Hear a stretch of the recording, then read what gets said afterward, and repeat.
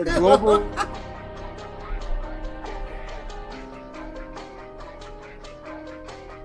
Two podcasters in the modern day are suddenly whisked through time and space to a world known as the Ghetto Era, an alternate timeline of Japanese history where hip-hop meets feudal Japanese culture.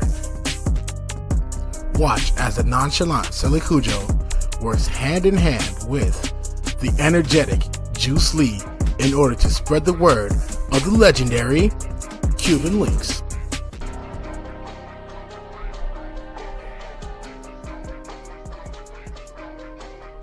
Two podcasters in the modern day are suddenly whisked through time and space to a world known as the Ghetto Era, an alternate timeline of Japanese history where hip-hop meets feudal Japanese culture. Watch as the nonchalant Selikujo works hand in hand with the energetic Juice Lee in order to spread the word of the legendary Cuban Links. And there we go. Yo, what's good? Hey. Had a little technical difficulty. Yo, what's good? It's your boy Juice of the Cuban Links podcast, aka Hotep Pashra, aka Tucson Literature, aka the Porter Prince, aka Mr. Video Game Money Spread. If we're talking, really talking. You know what I'm saying? Talk to him. Yeah, and I'm here with our illustrious guest, our wonderful honored host, and wonderful friend of the podcast, CRT Craig. How you doing, man? Hey, thank you, bro. Thank you so much. What a beautiful intro. Pleasure to be here, bro. Thank you. No, I'm glad you're here. I'm glad you're here. And I'm glad I'm here. And I'm glad that we're here right now. We about to talk to you. But first, we're going to go over the news. Let me just get that pulled up real quick. Let me see. Present. And then, yep, share the screen. And then, it's not share the screen. Hang on. Not that. Allow, but it's going to share the whole thing. Yep, there we go. Perfect. And then from there, I got my little, yep. All right, and boom. All right, we got the news for you. First off, we're starting off with the video game news. We're going to be starting off with this Xbox Game Pass news. They're revealing everything else besides Halo that's getting added on July 2026. Ooh, Mistfall Hunter. Let's see what they're talking about.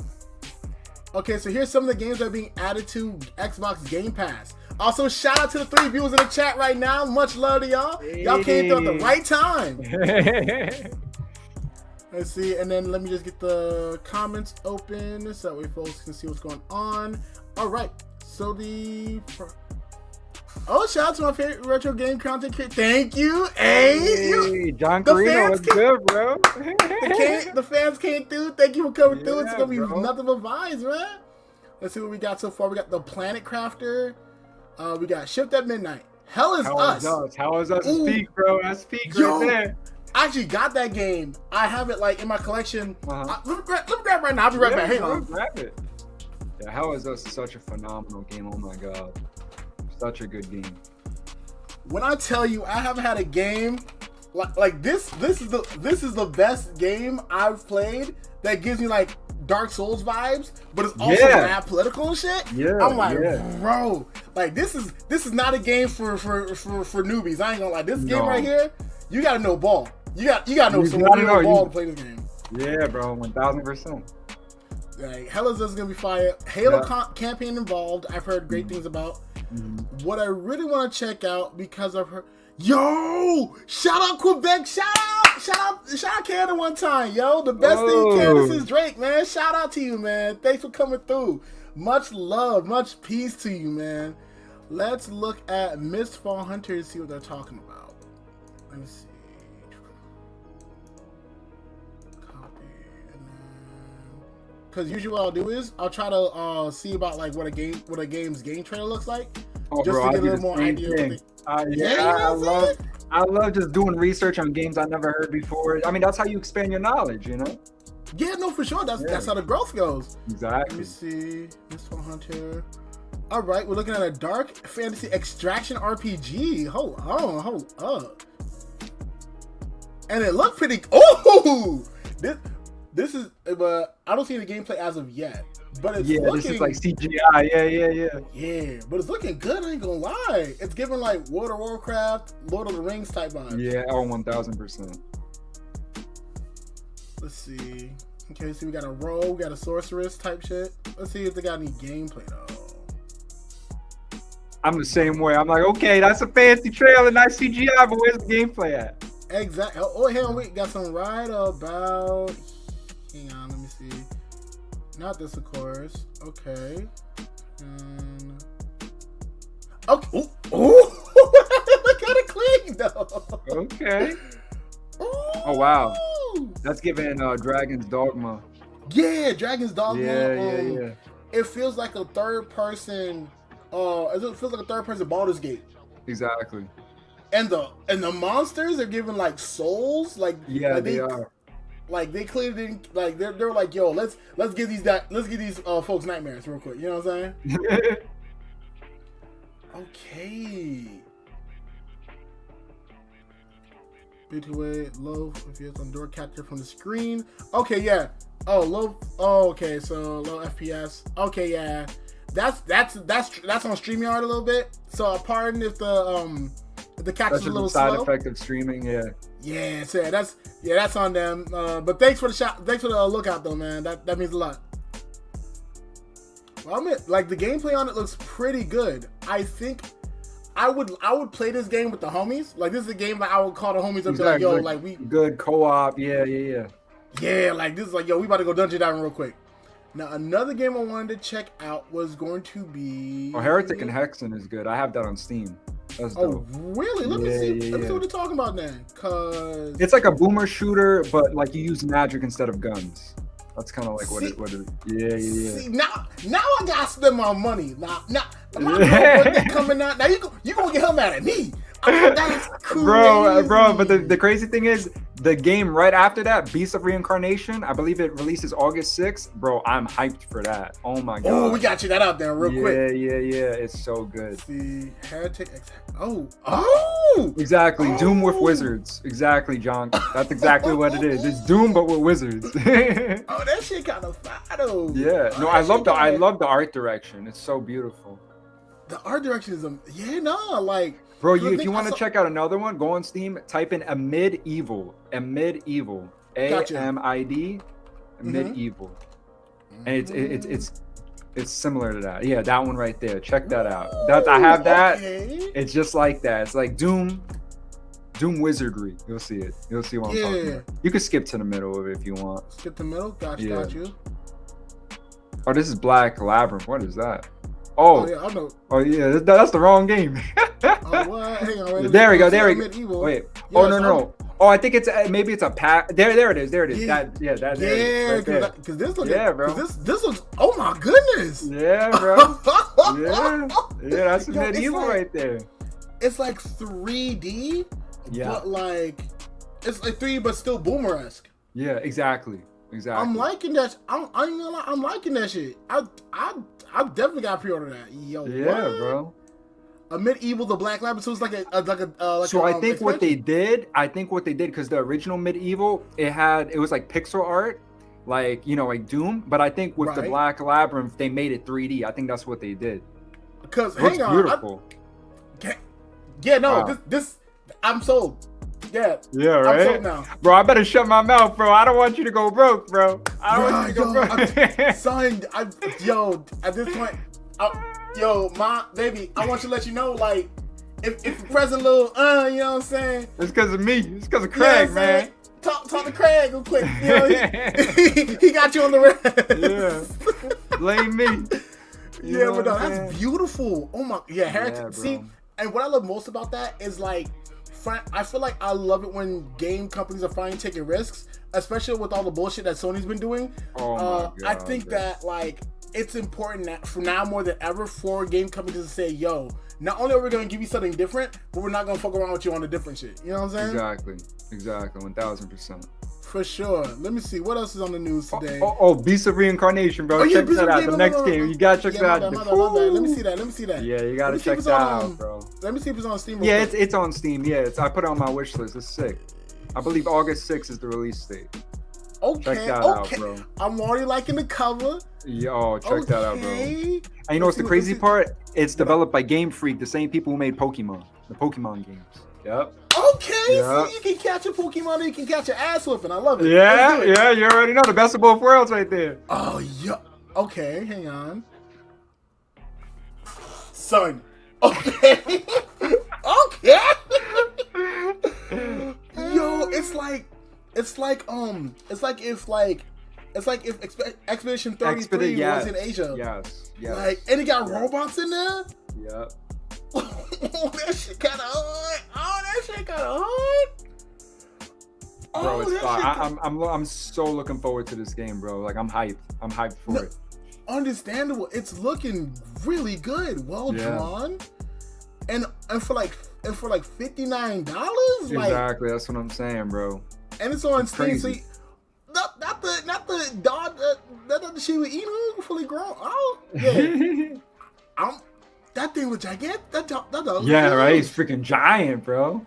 But also, I think what I love most about this is that like, once again, this is a game that's trying something new. Exactly. And not only that, it looks good, and it's on Steam. So you know, like by the next month, you're gonna be able to get it for like $13 or something. Exactly, bro. Just because they like the number 13 or something. Yeah. Like, this is. Oh, you see this. Yeah, nah, this is bringing real game. I'm telling you, bro. Sure. I need to shut up, bro. I need to shut up. You about to stop it? I gotta stop with the recommendations. I gotta stop with the recommendations. I'm about to spend about a couple dollars on this, yo. Let's move on to the next game. Let's move on to the next story, please. Let's go. Let's see. Okay. Let's see what we're gonna talk about next. Not that one. Avatar series.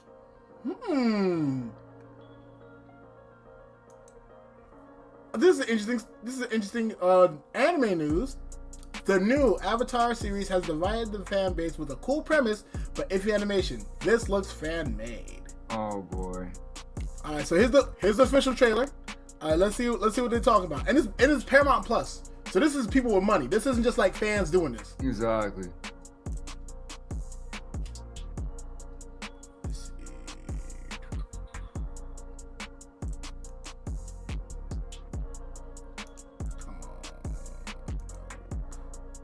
My God, bro, this beat is infectious. Sheesh. It's infectious, bro. It's a beautiful beat, I tell you. All right, here we go. All right. Let me mute this. Let's have the. Okay, so it's got a little picture-in-picture type situation going on. Oh no, okay. If I do that, you guys can see it. Okay. Very, very vibrant, luscious. Yeah, no. The colors beautiful are good. Colors. Yeah. It's like, okay. The world. You can be honest, bro. You can be honest. You can be honest if you don't like it. I see you see what people are talking. Yeah, like, you know what I'm saying? Like, I'm not gonna sit here and be like, oh yeah, this is trash. Cause like, it looks good. Yeah. It just very much like, you could tell. You could tell like this is definitely not the usual animation studio. Exactly. And I think that's not a bad thing. Exactly. For one, the animation looks good. Like, it's not terrible animation. It's just like, you can tell that like they're like, this is like a Flash animation, but done perfectly right. Yeah. So it's like in that case, I can get jiggy with it because it's still entertaining. The action's still captured very well. You can just tell this is made by a new studio, and I think in that case, that's not much of a complaint. Hey, what's good, KJ? Hey. Yo, what up, though? Let me go back and show everyone else some love too. The Wizards, good. Just discovered. Shout out. Yeah, Jake Carino. Shout out Jake Carino. Oh, John Carino, my bad. John Carino, yeah, John. Hey, my dog at work, but he's still putting up love right there, bro. Look at that PFP. That's a go to PFP right there. What's that? Yo, if you think this podcast is fly smashed controllers, those boys be going in like that's my homie's podcast. He be doing good work. He does really good work, and honestly, that's what's up, bro. Yeah, no, he's very amazing. Bro, let me just say, bro, I mean, you're doing an immaculate job yourself, bro. I love how happy you are, how bubbly you are, energetic. Cause I'm the same way, bro. I'm the same way. You know what I'm saying? For sure, I'm glad, yo. Like, I just want to, like, this is the kind of podcast where we keep it real over here. Like, very much like, I'm not here to push any agenda or whatever. I'm here to keep it funky. I'm here to keep it real. Yeah. Let me see what else we got game wise for the news, because I know that's what the folks is here for. Let me see. Splatoon Raiders. Interesting. Hi-Fi Rush. Physical copy. Shipped without promised content. Oh no. Let me see. Am I trying to show love? Get angry. Am I trying to show love and get angry? Yeah, right. What the hell? Man, you know what? I'm gonna show love first, then I'm gonna get angry. So let's show love. Cool. Yeah, you know how to go real quick. So, Splatoon Raiders has a loading screen secret that can crash the game. What the? Okay. So what we talking about here? Splatoon Raiders launched yesterday, and players have already found a cool and weird Easter egg in the game's opening loading screen. But don't mess around with it too much, or it could crash the game entirely. When you boot up Splatoon Raiders, you're given a view of a swirl of gray clouds from above while the game loads. But if you're playing in docked mode, you won't notice anything unusual about this. But if you're playing in handheld, you can touch the screen to swirl the clouds around a bit. It's fun, if seemingly pointless, little secret. It's a fun but seemingly pointless. So yeah, let's see. Okay, so this is a video of them actually messing around with it.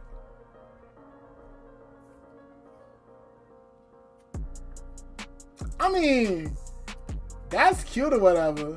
it just blurred out, yeah. Yeah, I was say like, you know what I'm saying? Yeah, they said the ball was crazy. But yeah, no, like it's kind of cool. But apparently, this can really mess up your game if you get a little too exuberant with the swirling. This person put their entire hand on the screen. Let me see. Whoa. There was a problem. The game crashed. Bro, the game crashed. Wow. Yo. Put a proximity behind the loading screen. I ain't gonna lie.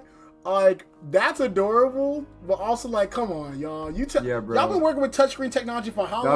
That's what I'm saying.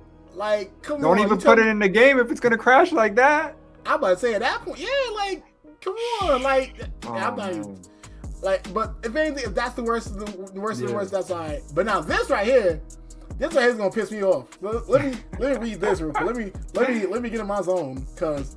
All right, Hi-Fi Rush physical copies shipped without promised content. We sincerely apologize. And this is from Tango Gameworks. For those that don't know, Tango Gameworks is the same people behind Ghostwire Tokyo. The Evil Within. Yeah. I got both Evil Withins, bro. Yeah, like, bro. Me too, bro. Yeah, with the little alternative art on the back, like. Yeah. Like, when I tell you, like, that pisses me off to no end. Because hang on, let me see. Physical copies of Tango Gameworks is we're limited by limit run gun. Oh, yeah, so it looks like it was out of their control. Okay, so in that case, alright, we love you. We love you. We side eyeing them. Yeah. You know, we keep an eye out for you. But let's see. So Hi-Fi Rush's physical edition was a bit touch and go there for a second after developer Tango Gameworks was shut down by Xbox in 2024. We're all good now. The studio has revived and is working on a sequel, and is hopefully not too impacted by its parent company's less than desirable ideas. Ooh, yeah, I know what they're talking about. So let's see. Now the physical edition of the acclaimed 2023 game has been rolling out, and it sounds like some copies are missing in the game's DLC. Which is supposed to be packaged. Okay, so in that case, so they got the physical disc, but it was probably supposed to be like a little slip or whatever with the code for the DLC, and that didn't go through. That's still fucked up. Okay. So Super Deluxe, the Japanese branch of physical edition producer Limited Run Games and publisher 84 Ltd, released the disc edition of Hi-Fi Rush earlier this month, and copies are sold out on its official website. Understandable. Hi-Fi Rush is an amazing game. Beautiful, unique. It's everything we need in the game, honestly. However, when folks put their discs in their PS5s, they found that the game's DLC was missing. Most of Hi-Fi Rush's add-on content is cosmetic, such as new costumes for the protagonist Chai. But it has a B-sides expansion that adds new songs in an arcade challenge mode. Super Deluxe Games put out a statement saying that it is investigating the issue and looking for a fix. It remains to be seen if this will be through some free update or if players will somehow be given a voucher for the DLC in the future. I mean, honestly, yeah, put that voucher down, please. Like, what are we doing here? You know what I'm saying? I agree, bro. Like, yeah, y'all messed up. Like, it shouldn't be nothing to drop an update, or even more so, who cares if like everybody gets the update? Like, just update the DLC for free. Y'all already made money off the physical copy of the game. Exactly. Right? But that's asking too much, apparently. That's asking for the moon and the stars. Yeah. Let's see, like, what we're gonna do one more game news before we get to the anime news real quick, and it's going to be, let's see, Center of the World. Fires dead at the center of the World of Warcraft cheating scandal. Hold on. What they cheat? What you cheating at Warcraft for? You get like what, level 70 up to level 70 for free? What are we talking about? Oh, whoa, Bleach. Hulu. This ain't your time yet. Let me see. Blizzard has fired a senior QA developer after an investigation turned up that the developer had helped a group of players cheat in a World of Warcraft dungeon. That's it. The studio published a statement last night saying they had monitored and confirmed the situation we reported on earlier, in which a 5-person team was able to complete a mythic dungeon within a time limit thanks to a developer using an insta-kill spell that players do not have access to. We can confirm that this was the action of a single Blizzard employee in violation of our code of conduct. The statement reads, this employee is no longer with the company effective immediately. Damn, yeah, nah. Hey, file for unemployment, twin. You better file for unemployment, twin. You got 5? Yeah. Boy, better get you your benefits, brother. Let me see. The statement reads, this employee is no longer with the company. We are also taking action against the player accounts that were complicit in this violation. Now, I ain't gonna lie. Like, I'm not seeing the biggest issue with this. It's not like bro was doing this for a bag or whatever. Maybe he was putting it on YouTube or whatever. That like, oh yeah, I beat this dungeon or whatever level. Yeah, holla at me. But like, then to lose your job though, to lose your job, I mean, that's kind of crazy. I ain't gonna lie, because like at that point, seems like it'd be easy to just make the insta kill spell free for people. Like, or not make it free. Put it behind the paywall. Like, that's something you can put behind the paywall. Yeah. Like make a motherfucker pay like a couple, like $50 for an insta kill spell. That's a fair price in my opinion. Yeah. But next, we're about to go into the Anime News Network. So we're gonna talk about anime news. In this case, is there any anime that you're looking forward to, Craig? You know what's crazy, bro? I don't watch anime, believe it or not. Really now? Yeah, bro. Growing up, I did. I used to watch Bobobo, Gundam. I used to watch, obviously, come on, Naruto, OG Naruto, you know what I'm saying? Come on. Yeah, bro. A golden series. Inuyasha, Bleach. What else did I used to watch? My brother showed me a couple of episodes of Attack on Titan season 1. I thought the concept of AOT is sick to me. You know what I'm saying? Like these giant grotesque beings. Yeah, like I love that. What else? There was another anime that I thought was very unique. Oh man, it was I think it was like this crocodile monster, but there's a man inside the. Oh, you talking about Dorohedoro? Yes. Yes, bro. I'll admit. Yeah, conceptually, bro, I was like, what? That was sick. You know what I'm saying? Yeah. But no, yeah, bro. But I think that's at least it's interesting that like you're not into anime, but you've clearly I respect the medium. Yeah, I respect it. Yeah. You respect the medium, and not only that, you watched enough of a variety to where it's like you're not into anime because you've seen what you needed to see, and that's perfectly fine. Yeah, exactly. And I think that's wonderful to hear. If anything, in that case, well, I'll make sure like this news. Vampire Hunter D. Vampire Hunter D is wow. That was awesome, bro. I love watching that growing up. You watched a classic. You was watching a classic, bro. Son. Yeah. We got in this case, Let me see. Not that one. Cause though I know the last ratings we did, those were for the final episodes of a season. So let's see if I can give you something like. Actually, no. You know what kind of animes I like? I like animes like, honestly, bro, I love the animes from the 90s because I love how dark they were. And I also loved how like each character had their own unique body archetype. You know what I mean? Where like animes today, like the cast, they have like very similar body archetypes. You know what I'm saying? Right. Where like in the 90s, it was like if a character was like in their 20s or in their 30s, bro, they look like, I love, my brother showed me a couple episodes when he was over my house last month, bro. Baki Hanma? Yes. Wow. Now that's a series. I ain't gonna lie. Them boys be getting in. He showed me that pickle fight. Cause pickle is what a character, bro. I love how he's like this beast, like this monster from the. Yeah, bro, it's crazy. But yeah, as you can see, like I definitely. I wouldn't say I'm well versed, but I know enough. You know what I mean? Yeah, you know more than enough ball for sure. Yeah. And I think that's important. But also, I think that if you liked Baki Hanma, you would like. I think you would like Baki. If you like Baki, you'd also like it's on the tip of my tongue. Ashura. King and Ashura. Let me show you that one. Man. Okay.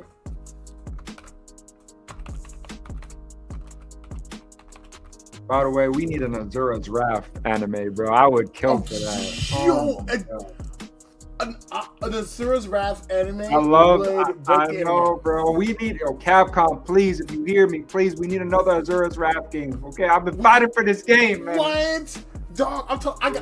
I'm telling you, I will sacrifice all 4 copies of Onimusha that I carry in my collection, and just for that. Like, wait. I know, bro. But also, if we do get that remake, Capcom, you can't just have everything behind the DLC. Capcom, I love Capcom to death, but they had a whole third of the story behind the DLC paywall, unless you got everything right on your synchronization. But you know what I tell people? I said that's old Capcom. We in the new age. This is new Capcom, bro. New Capcom been on a run, bro. They've been on a tear. They have been on a tear. Not gonna lie. They're my favorite. They are my favorite game to. Like right now, like they are my favorite. I love them so much, bro. Oh no, for sure. Yeah. They're 100% an amazing game development company. Like one thing I love most about Capcom is that like there's never been a moment like Capcom is like I compare Capcom to like Jay-Z when it comes to like game production because it's not. Is Jay-Z a legend? That's debatable. Yeah, but what we can't debate is that Jay-Z has always had a hit. The body of work. Moment in time. Yeah, he's always had a body of work for every moment of hip hop.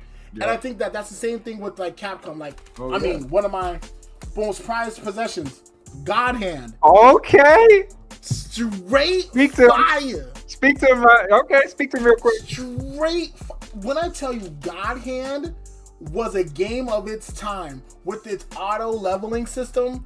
With its with the complexity of combat for a game that had like Resident Evil camera work, bro, the dodging, the fact that you could customize your own combos, and you had like you could throw a pimp slap in your combo, and it was valid, and like the way the enemies adjusted to you, the way that like you had specials, but it wasn't the end all be all, right? Like you could get your God Hand activated, you could do what you want to do, but if you fucked around, you was getting smacked up. You was getting hurt. You was getting handled. You better use that La Bamba real quick. Use that La Bamba real quick. La Bamba was my favorite one. La Bamba Shockwave. The low blow just hitting the nuts. Yeah. Straight fire. Fire, bro. And by the way, IGN, we didn't forget that review. I didn't forget that review. You cowards. Yeah. No, talk to him, bro. Yeah. But if anything about King and Ashura, pretty much here's a summary of the story. Since the Edo period of Japan, gladiator arenas have existed in various forms. But pretty much what happens is after the Edo period of Japan and in modern days, like businessmen, so like they make parodies of different companies. So like there's like instead of Disneyland, it's Destinyland. Okay. And stuff like that. And so these companies will have gladiators fight other corporate gladiators to get deals across. So like, say if I'm working, so say I'm working for Wendy's and you're working for Taco Bell, and we're both trying to see who's gonna get that corner next to the CVS in the neighborhood, right? Wow. What the yeah. fuck? That's a dope concept. I like that. Yeah, it's fire. And then like it goes deeper because then you learn more about like the main character Tokyo Oma and his backstory. Like we talk about someone from the trenches. Like bro was in a place so bad it's not legally recognized as a part of Japan. Japan just said no. Oh shit! That place so bad they call it the inside. They just call it the inside. All crime is legal. Folk get trafficked and cut up. And bro was living in Blighttown from Dark Souls. Swear, bro was living in Blighttown. The trenches, bro. Bro was living in the world that ever was, dog. I tell you. Swamp and everything, the poisonous swamp and everything. God, it was insane.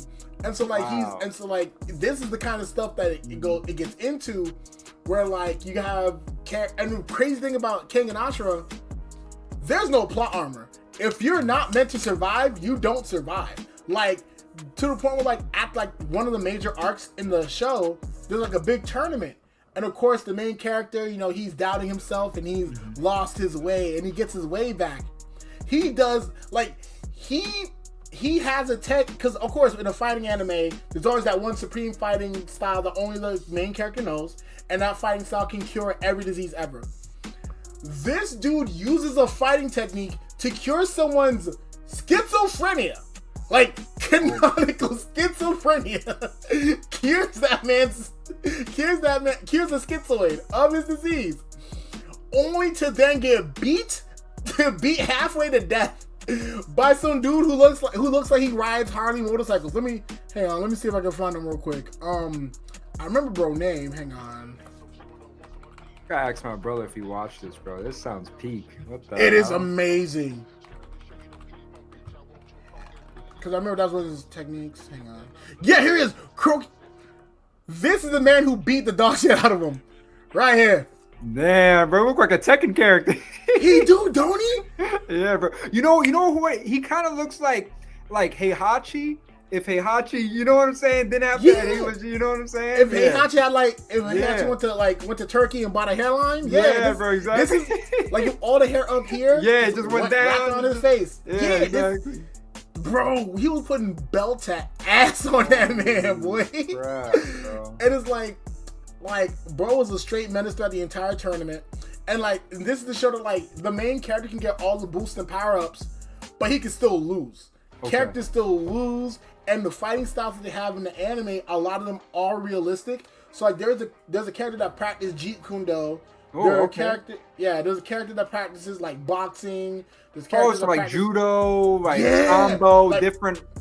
Real deal shit. Fighting styles. Okay, MMA. Yeah. There's some made up shit in there for sure because it's a fighting anime. But like, there's some real deal shit in there, and it's great. And one of the biggest complaints you'll get about it is that they use 3D motion capture. So like, there are gonna be parts like they don't like that style. Okay.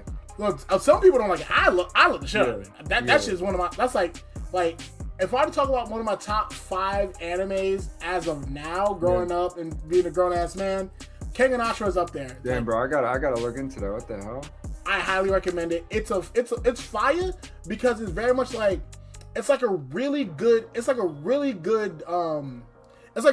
junk food. It's like quality junk food where it's like it's clearly nothing that you watch to like. It's clearly nothing that you watch to say you're an anime fan, but it's something that you watch because you fuck with it. And I highly recommend this to anybody who's just looking for something to watch. It's so good. But in this case, let me see if I can get you. Actually, if anything, for the anime news, it's just gonna be some recommendations. Okay. Here's another banger recommendation for you, right? You said you liked Baki. You said you liked I'll tell you, like, I'll give you like more themes. I like, like Vampire Hunter D. I love like slaying monsters. You know what I'm saying? Like grotesque. I have a manga for you. Okay.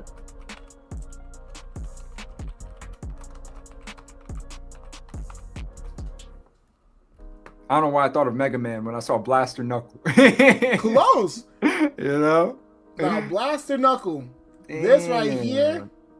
This right here is an anime. Like first, my boy's dripped out. My boy's dripped out. He got a bullet in his mouth and everything. What the hell? About that. So the thing is about this anime Blaster Knuckle, right? Okay. So this is America in 1885. So a lot has happened. Yeah. Pretty much. So like, and at this point, slavery was abolished and all that. Okay. This main character here is a former former heavyweight boxer. Okay. Who then finds out that a lot of the people who end up a part of, like people who are part of the Klan and shit like that, evil motherfuckers. They are actually demons and vampires. Oh, so shit. Then he goes straight like berserk as in like the pun anime. Intended. Yeah, you know what I'm saying? Yeah, like, yeah. Not that berserk, not that manga. Right? It's a different but one. he gets like a glove, right? Okay. And it's like a boxing glove, but like it's like a mechanical hand, and in the knuckles are barrels for shotgun rounds. So he'll like sock a demon in the jaw. There's no longer a head. Yeah. Exactly. Like imagining a 12 gauge round, a 12 gauge hook to the jaw.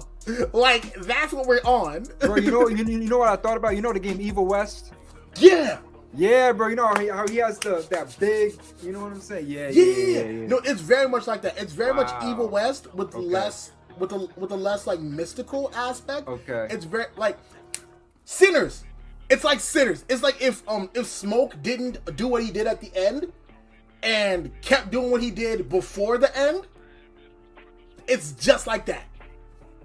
Bro, I'm not gonna lie, bro. You have the magic to like people who aren't into anime, bro. You could get them into anime because like the ones you recommended me, like I can genuinely say the concepts. I'm like, I like that. You know? Oh yeah, no, I do. I really do this. Like I'm really trying to put people on the anime game, and I'm not gonna sit here and try to like give you no bullshit. Because one, as an anime fan, it's my responsibility. If I want to see the culture grow, I gotta put people on the right shit. Yeah, and even more so. That's how I feel with games, bro. When people come to me with recommendations, I give them, peak, Oh no, for sure. I completely understand. Also, speaking of, hang on, let me see. Yeah, buy anime. So, since you like fighting and stuff, have you heard of the anime? Oh, I don't know why I was talking about adult content. Ain't crazy happening. Don't play with my capoeira. So, I never heard of this one, bro. No. Batuk. Alright, let me put you on. Boom. Here's the story. It's like pretty much modern day Japan, and this little girl is a part of a family that she's always been curious about because she doesn't look the same as her parents or whatever, and stuff like that. But then as she grows up, she learns about capoeira from this unhoused man or whatever. But then she ends up in a situation where she finds out that her parents aren't actually her parents. They're bodyguards from a thing called let me make sure I got the word right, because I believe the word is Malta.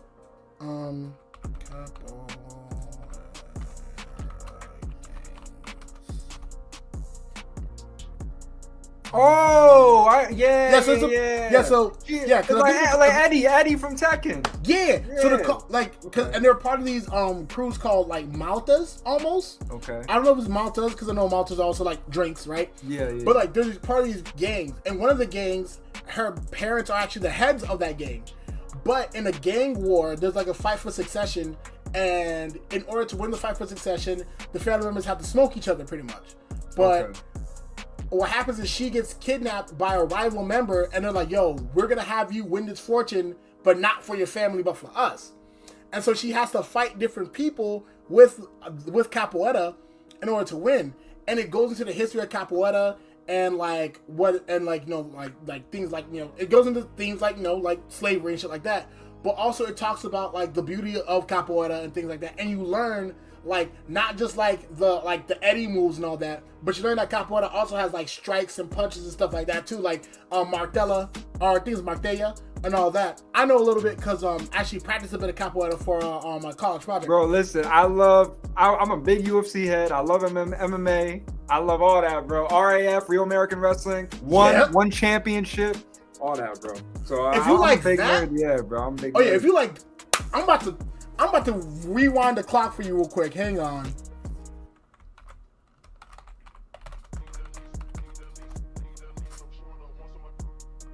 This is something you gotta check out right here. Tough.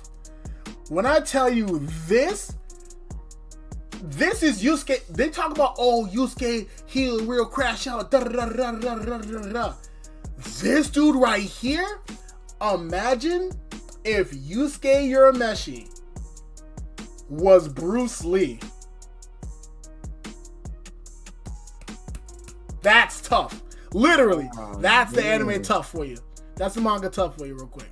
Bro, these main characters you showing me, bro, they dripped out. I'm saying, Blast and Knuckle dripped out. Tough blicked out, yeah. I'll tell you, they be dressing, bro. Let me see real quick. Hang on.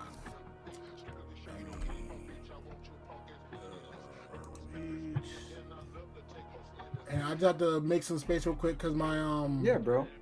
My computer is complaining.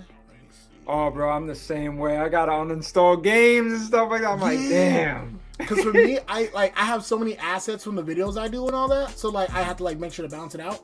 But yeah, so boom, tough is very much Bruce Lee. If he like, it's young Bruce Lee very much. Because for those that don't know, younger Bruce Lee, very much in them streets. He was a hatchet man in San Francisco. Whether or not he caught bodies, I don't know. And if I did know, I ain't snitching. Like, you know what I'm saying? Like, we just know he's a legend. That's what we know. Very much a legend. Yeah. And so, like, very much it follows that story of this kid. He learns this martial art called the Narashin Kage Ryu. And it's just like, it's very much an all-encompassing martial art and stuff like that. And he's very much, and the plot is simple. He's just trying to prove he's the best. He's trying to put belt to ass, and he's like driving to build himself. He's going one punch man. Very much one punch man. Only it's a couple punches, and then there's one, and there's a couple fights where like he has to like be a better grappler and stuff like that. And it's like it's very much like a heartwarming story, but also it is from the 90s. Yeah, like its original run was from 1993 to 2003. Now I'm gonna love it, bro. I love that era of anime and manga. Yeah. And to put that into perspective for like the folks watching at home, this anime would have been one of the last mangas that Tupac would have read. 1000%. Yeah, you know what I'm saying? Bro, like, just by the cover, bro. Like it's just like time wise and like like it's very much like, and then like besides that, like I think what I love about this manga for sure is that it's simple. It's simple in its plot. And it doesn't have to be too much. Bro, yeah. And sometimes, bro, it doesn't have to be complex. It's the execution. Exactly. Sometimes simplicity. Yeah, sometimes simplicity is better than complexity if the execution is there. You know? Exactly. Here's the last manga I want to show you because like this right here is how I knew I was in the right culture right here. Let me show you.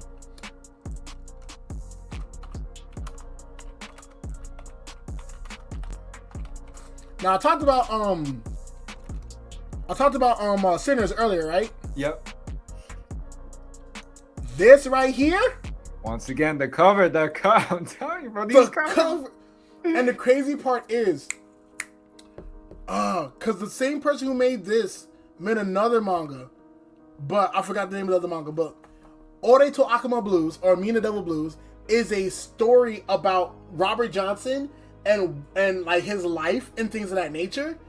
And when I tell you, it gets crazy. Yeah, bro, it's a psychological horror. I peeped that. Yeah, very supernatural and all that. And it's like, it's honestly something that I would highly recommend to anybody who wants to see like actual proper black representation in anime. Like, first off, it looks like you cut his hair. I ain't gonna lie. He got the clean fade and all that. I appreciate that, bro. You already know, like Grove Barber, bro. Like you already know. Yeah, let him talk to him, you man. Know what I'm Looks like saying? you cut his hair, bro. You know what I'm saying? Yeah. One, and then two, you see the shading is right, and you see that his lips are full. He's a black man, you know. We got those, but you see these aren't donut lips. They ain't got this man shucking and jiving, eating chicken. They just have him existing in a world where he's a black those man. typical stereotypes that we see all the time. Right. and it's like, and like this is the type of stuff right here. Like if you want to show people that anime ain't for kids or manga ain't for kids, this is your argument right here. Exactly. Because like I think by like the second chapter they call him like nigga like at least like 10 times. It's insane. But yeah, and so it's very much one of those mangas where it's like this is anime. This is what anime has to offer. Like if the aliens came down to Earth and was like, what do you people have to offer for comics? This right here. Right here, bro. This Blaster Knuckle, all that. Yeah. For sure. And I think that's what's essential when it comes to like introducing folks to anime. So yeah, I was supposed to give you the news and all that, but this is the news. Bro, I got one more question. Okay, what about like if you had to suggest a manga or anime? I'm a big kaiju guy. You see my Ultraman Taro PFP. I love kaiju, big ass monsters. Bro, look. You know what I'm saying? I see you. I love giant monsters. So if you had to recommend one where like there are giant monsters, kaiju-like creatures fighting each other, what would you recommend people? Oh, I know you got something, bro. I know you. Yeah, come on. You know I got something in the stash because I got two.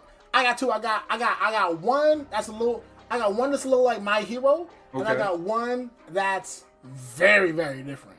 Okay. So I'm gonna give you the My Hero one first. Okay.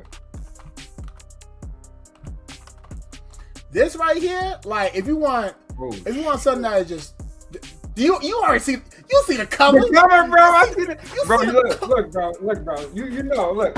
I'm an artist, bro. You know my Nightmare from Soul Calibur 3. You know I recognize good art, bro. Yeah. See, I know you're gonna love that for sure. So Kaiju number 8 is very much like, let me see. So pretty much, it follows a character who ingests the parasitic creature and gains the ability to turn into a kaiju, and now becomes a part of an organization that eliminates other kaiju to fulfill a promise, whatever. So it's very much Attack on Titan meets My Hero Academia. Yeah, especially Ultraman. See, heavily influenced by Ultraman. Yeah, exactly.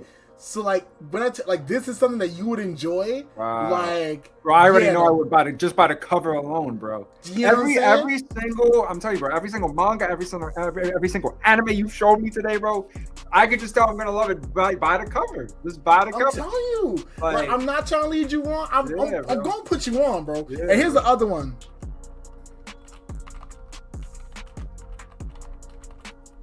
This right here is that new one? The new Rooster? Yeah, the Rooster fight. I saw the clips, bro. Yeah. I wanted to see that. Yo, bro, it's so crazy you bring this up. Me and my brother were talking about this last month, bro. Right. I told my brother, I said, listen, because my brother lives in Jersey with my dad, I said, listen, when I go to Jersey, I want to see that with you. And he was shocked because, bro, I don't ask him to watch any anime, but this, bro, something about this, when I saw the clips, I was like, I love the art direction in this. You know, the art direction is amazing. It's gorgeous. And what's amazing is like it looks like cell shaded, like a cell shaded aesthetic. And then even more so, they do 3D animation. Yeah. And for even more so, it's just like this. And it's goofy too. It's funny. It's goofy as shit. Like it's just all that bullshit, but it's done so well. It's executed so properly that it doesn't matter. Yeah. And that's what like I think a lot of people can take from those anime critiques and those anime conversations where it's like believe me, I'm someone who loves a message in his animes for sure. Yeah. I watched Fullmetal Alchemist, and that's what helped me to make my decision to say, you know what I'm saying? That's legendary there, yeah. It's a legendary anime, and it's one of the animes that helped me make my decision to say, yo, I'd rather serve crack than serve my country. Like, you know what I'm saying? And it's like, it's stuff like that I watch to have fun. Like, you know, like best to describe it. Like, your Fullmetal Alchemist, you know what I'm saying? Your Code Geass, that's the Kendrick, right? That's Kendrick. That's what you're listening to when you're trying to like get woke, you're trying to wake up, whatever. Exactly. But when I'm trying to hear that, exactly. When I'm trying to hear that bullshit, when I'm trying to hear my future, the Schoolboy Q, the Schoolboy Q, the Drake, like that's what this A$AP Ferg. A$AP Ferg, very much like this is the type of shit where it's like I get to have fun. Come on, dog. This is bro. FBG Duck. Yeah. FBG. You already know, bro. Listen. Oh, you won. You won. Bro, listen. That's the biggest misconception, right? When people think of me, right? When they look at me, they think I'm a big nerd, bro. I listen to drill, bro. I listen to all of that. That's the craziest part. Yeah. And that's beautiful, right? Yeah, and bro. to where like there's a duality in it. And I think that's what people forget, where it's like you can critique a work that isn't serious in a serious way. Because there's still a message, even if the message is just on that bullshit. Like bro, like we could all agree King Von's lyrics, like bro was a menace to society. But sonically speaking, bro, that gets me pumped. It gets me, you know what I'm saying? Yeah. And then also, I think what's important to note is that like also King Von's lyrics are very much like indicative of the environment that he grew up in and things like that. And of course, like and stuff like that. And so in that case, like while you could hear I got top from the stripper bitch and think, yo, this is just some dude rapping about some hood shit. You could also talk about how like, isn't it crazy that this is where he's getting his intimacy from, whatever. I really talk about like the intersection of like gangster shit and like sex work and things like that. But yeah, like, you know what I'm saying, you can have those conversations. The same rest in peace to Pop Smoke, bro. It was his birthday. Rest in peace to Pop Smoke, for sure. And in that case, like in the same way you can make those conversations, you can make those conversations Rooster Fighter, where it's like, why is the first person Rooster Fighter fights is like, you know, like the embodiment of like the Japanese salary man, but as a demon and things like that. Exactly. Like there's dialogue to have in that. Exactly. And I think that's what needs to be emphasized in anime conversations. For sure. Bro. Listen, when I saw this, you know, a lot of people probably, right, like you said, a lot of people probably see this and like, bro, that shit's so stupid. Fuck that shit. But the reason why it attracted me was because it was different. When do you see a giant rooster? When do you see a giant kaiju-sized rooster going Azura's Wrath? You know what I'm saying? With all, you don't and like, see that. Bro just got a mouth beam for no reason. Bro on that. Yeah, bro, really on that. It's different, but bro, this is what we need in our industry, whether it be anime, manga, video games, movies. We need genuine creativity. We do. It's lacking today. They're playing it too safe, bro. They're playing it too safe. Like the fact that Sony pulled a Nicki Minaj and re-rapped some old shit and just sold it back to us on digital, it's fucking insane. I'm not gonna lie to you, bro. No. Fuck Sony, straight up. Fuck Sony all day, bro. Yeah, Sony can eat a dick. You know what it is. You know, exactly. And you know, it's and it pains me saying that because I genuinely like, bro. You know, we grew up with PlayStation 2, PlayStation 3. Like for the longest time, bro. I tell this to all my friends, right, bro? PlayStation today, we are literally Anakin, bro. We literally, you know what I'm saying? When we believed in you, from Anakin bring Bound to the Force. Yeah, we watched him go from Anakin to Darth Vader. Yeah, that's what it is, bro. I ain't gonna lie. And even more so, like, speaking of PS2 games, Certified Classic. Oh like, my God, bro. Of course. I remember when I got this game, like, shout out Toonami.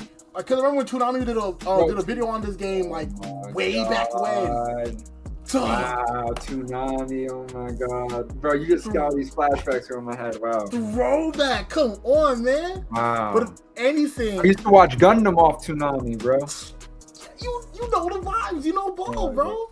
But if anything, man, like, but that's the news, you know what I'm saying? That's the news. We informing y'all in a different way today. But now it's time for it's time for what we're all here for. Craig, we gotta ask. First things first, I know you're not an anime guy, but you're a video game guy. So I'm going to challenge you on this. 100%. Top 5 video games of all time in order. Oh, in order? Oh, boy. Okay. In order. Number 1, Dark Souls 2011. That's my game, my favorite game of all time, bro, because it's so atmospheric. At the time, I never played anything quite like it. And also, it forced me to persevere. Because at first, bro, I was like, man, this game is fucking stupid. I'm dying all the time. What's the point? I'm getting frustrated. This is probably going to make me have a receding hairline. What's the point of playing this? Sure. You know what I'm saying? But that's the thing. But that's the beauty of it. Because initially, that's what you think. But then you start understanding that death is a part of getting better. Death is a part of, okay, I made this mistake. Let me switch it up. Let me switch up the tactics and beat the boss this way. So I started to understand, by dying is part of the formula. I mean, dying in general in games is part of the formula, right? But with the Soulsborne genre, even more so, right? Because it wants to teach you a lesson. You know what I mean? And I never experienced anything like that. So, you know, I was like, let's see, 2011, I was 14 years old when I played Dark Souls 1. So, Dang. you know, yeah, bro. Yeah. So, you know, it was a very unique experience, and also the art direction. I love the art direction. Just the atmosphere of the game. It was very melancholic. I felt very isolated. I felt like I was in a world filled with dread and negativity, but in a like I said, in a melancholic way, in a beautiful way. Yeah, no, it's very artsy. Yeah, exactly. And like, I guess like opposite the track, bro, because as you can see, I'm like a puppy. You know, I'm very bubbly, I'm very happy, very smiley, but I'm attracted to things that are depressing, but in a beautiful way. You know what I mean? If that makes sense. Because no, that makes a lot of sense. Because like I definitely feel that in the same way, where it's like I want a game that is going to immerse me. That's going to immerse me, and one of the most immersive experiences is that feeling of dread and anxiety that you get from like that one boss battle, where it's like that one move could fuck you up. Exactly. And I definitely the adrenaline. That's another thing. Yeah, I love the adrenaline. That's another thing I want to say about Dark Souls. Yep. And here's an added bonus. What I'm going to do, right? For every game that you list on your list, I'm going to raise you something like that game, but very unique. So for Dark Souls, I challenge you to play Flintlock. Oh, you know, I never got to check it out, but I know what you're talking about. Yeah, it's like when I'm shorty with the, bro, you know what I thought you were gonna say? You know what I thought you were gonna say? I thought you were gonna say Kazan. I thought you were gonna tell me Kazan. I couldn't, because I was like, nah, let me Kazan, like too many people know about Kazan. I'm a deep cut kind of guy. I'm gonna get you, because like I didn't know about Flintlock to my man's. Shout out Nerdingham, aka Chieftain. I didn't know about Flintlock until my homeboy put me onto that. And when I tell you that game, dog, it's Souls. It's like it's Bloodborne, but from I like the art direction. I did see the art direction. I did like the art direction. I didn't get to check it out though. And it's like imagine like during it's like in like a World War II-esque World War I-esque universe where there's trench combat. And like there's like I know she got a gun. Yeah. She got the Spanish guitar. There's like a Spanish guitar type theme with like the cafes. I highly recommend it. But what's number 2? Okay, number 2. Oh man. Okay, so right after that, I think I'm gonna have to go with. Oh man, this is where it gets tough. I'm just gonna go off the cuff. This is how I'm feeling right now. Yeah. Okay. Dark Souls 1, 2011. Then after that, I'm gonna have to go with Devil May Cry 3. Gonna have to go with Devil May Cry 3, bro. I am a big listen. I have hack and slash connoisseur in my Instagram for a reason. You know what I'm saying? Like, talk to him. Like, bro, I don't care what exactly. I don't care what anybody says, bro. In my opinion, Devil May Cry is the greatest game in franchise. I don't care. I love. No, it really is. Yeah, bro. Like, I don't care. Like Dante, bro. Dante. Even though I don't like Devil May Cry 2, Dante from DMC2, bro. That character design. Aura. No, straight Aura. And also, you know that Devil May Cry is an amazing series because its worst game still had some of the best Dante moments ever. Especially the end when bro like didn't even look at Argosax and like domed him. Yeah. I was like, yo, the rest of the game was iffy, but these cutscenes. That's what I'm saying. Yeah. Pure Dante. Even though we pretend that DMC2 doesn't exist, even DMC2, believe it or not, still had remnants of greatness. It just wasn't executed the right way. You know what I mean?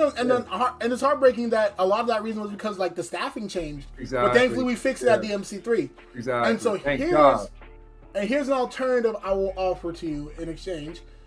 You play DMC3. What if you tried Samurai Champloo Sidetrack? Ooh, I didn't try that, bro. I got. And here's even more reason why you should try it. Okay. It is developed by none other than the Tyler creator of game developers, Suda51. Oh, that's the GOAT right there. Yo, Romeo's a Dead Man, one of my favorite games this year. I played the living crap out of Yo, I'm still playing that game right now. So good, I'm getting through it, but it's also like it's Suda51, so I'm getting through it, but I'm confused as hell. But my favorite Suda51 game, Shadows of the Damned, hands down. Ooh, wow, that's I fucking love that game. Come on, that game is sick. And Shinji Mikami was in the development of that too, and you can see his DNA in it. Yeah, especially with the camera work. Like, come on, son. Like, yeah, bro. Like I honestly like I haven't seen a collaboration that amazing since I first listened to my first Run the Jewels track. Like, Run the Jewels. Oh, shout out Run the Jewels, bro. Deadass. Yeah. And so seeing that with like Shinji Mikami and with Suda 51, masterpiece. Yeah. But let's go to number 3. Bro. Okay, number 3, Metal Gear Rising. Metal Gear Rising, bro. You already know. Come on, Metal Gear Rising. Come on, bro. Dog, that game was so good. I played the demo, played the OG game, played the Blade Wolf, and the Jetstream Sam copy. Yeah. There it is. Oh there it is. There's my collection edition. You see that right there? There it is. Hang on, now we got that. Yeah, there we go. Oh, that boy got that shit on. Oh, he got that. Yeah. Oh yeah, bro, you already know. There it is. I was like, wait, let me get it out of the frame real quick. There's my Metal Gear Rising Collector's Edition right there. Come on. Once again, bro, we were just talking about character design. Raiden right there, bro. Come on. Raiden easily one of the best in the game. I'm not gonna lie. Yeah. And in that case, what I would offer as an alternative to Rising would have to be Nano Breaker. Nano Breaker is a banger. Yeah. See, I knew you knew ball, so it was gonna be pretty hard trying to catch you with this one. But here's what I'm gonna give you as an alternative. I would say, Blood Will Tell.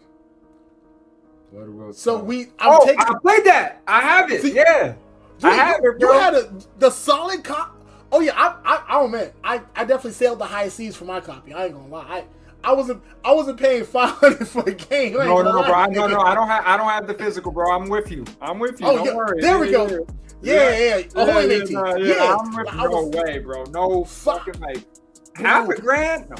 Dog, even crazy. I think one of my games shops. Shout out Cybertron. Y'all the real ones for sure. Shout out Cybertron. I think they had that game for almost a band. I was like, what? I was like, bro, that's the type of game that like if you got that Jay-Z money, you know what I'm saying? Like, no, for sure. If I ever get that Jay-Z money, that's you will know because I have a copy of that physical. Bro, you will, bro, because I'm telling you, you're so happy, you're so ambitious, you're a great conversationalist. I'm telling you, bro, seriously, like this is a really good. Because, bro, I'm not gonna lie. Whenever I do a podcast, there's always a feeling of uncertainty, right? Because you don't know how it's gonna go. You don't know how. Oh, for sure. Exactly. Like you know what you bring to the table, but you don't know how the host is gonna be, right? And you're a phenomenal host, bro, seriously. So thank you. I'm honored that you feel that way, man. Because if anything, I'm just glad to be here. I'm glad to do what I love. Also, I just wanted to show off my favorite thing about this game in particular. Yeah. I got the little Complex magazine subscription in it. Oh, and it got the book in that bad boy. I love that shit so much. I know, bro. Like it's crazy how times have changed, man. Now we're getting a fucking code. What kind of shit is that? It's fucking terrible. I ain't gonna lie, bro. I think even my copy. Yep. Look at the art on the manual for the game, bro. I know, bro. I know. Dog. Oh my God. We giving this up. We losing recipes. We're losing recipes, bro. That's what I'm saying. It's so sad. Like there are literally game manuals that felt like the strategy guide before the strategy guide. You know what I'm saying? For sure. Yeah. Like, bro, before Brady games. You know what I'm saying? Dog. Like, that game right there. Final Fantasy with guns, bro. Amazing, bro. Amazing. Oh my God. Straight fire.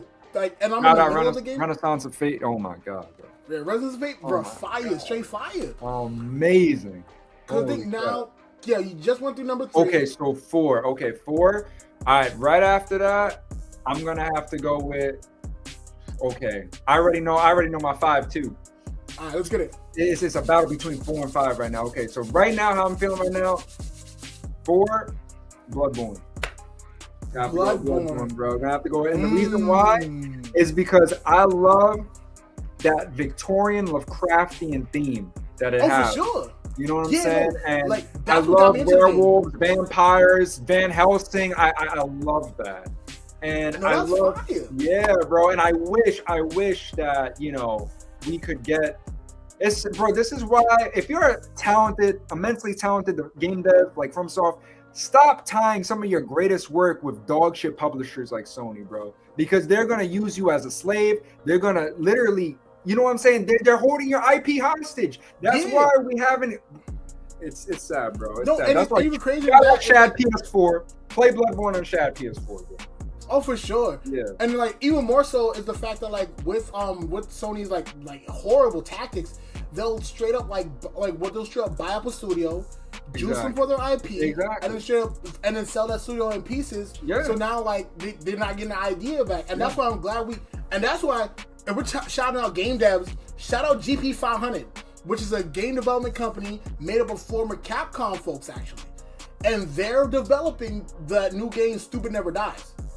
Oh my God, that's on my wish list. What? Yeah, because if anything, I was gonna offer that as a comparison to Devil May Cry, but like I didn't want to get too Capcom to Capcom. That's why I had to switch it up on you. But Stupid Never Dies. I can't wait for Stupid Never Dies. I showed my dad the last month. He was like, "Oh, I like the art style on that." You know what I'm saying? It's beautiful. It is beautiful, bro. I was gonna say so, and then you said for the fourth game, you said it was Bloodborne. Oh, Bloodborne, yeah. In exchange, I'll offer you Rise of the Ronin. I have it, bro. I have it. Shout out Team Ninja. Team Ninja's the GOAT. Shout out Team Ninja for real, dog. I just started playing on PlayStation Plus. Okay. Actually, you know what? Here's a quick finesse, y'all. If y'all don't fuck with Sony, but y'all still trying to get the little finesse off, right? Sony is quaking in their boots right now off of people not fucking with PlayStation Plus right now. So what you can do is, if you're about to leave PlayStation Plus, don't leave yet.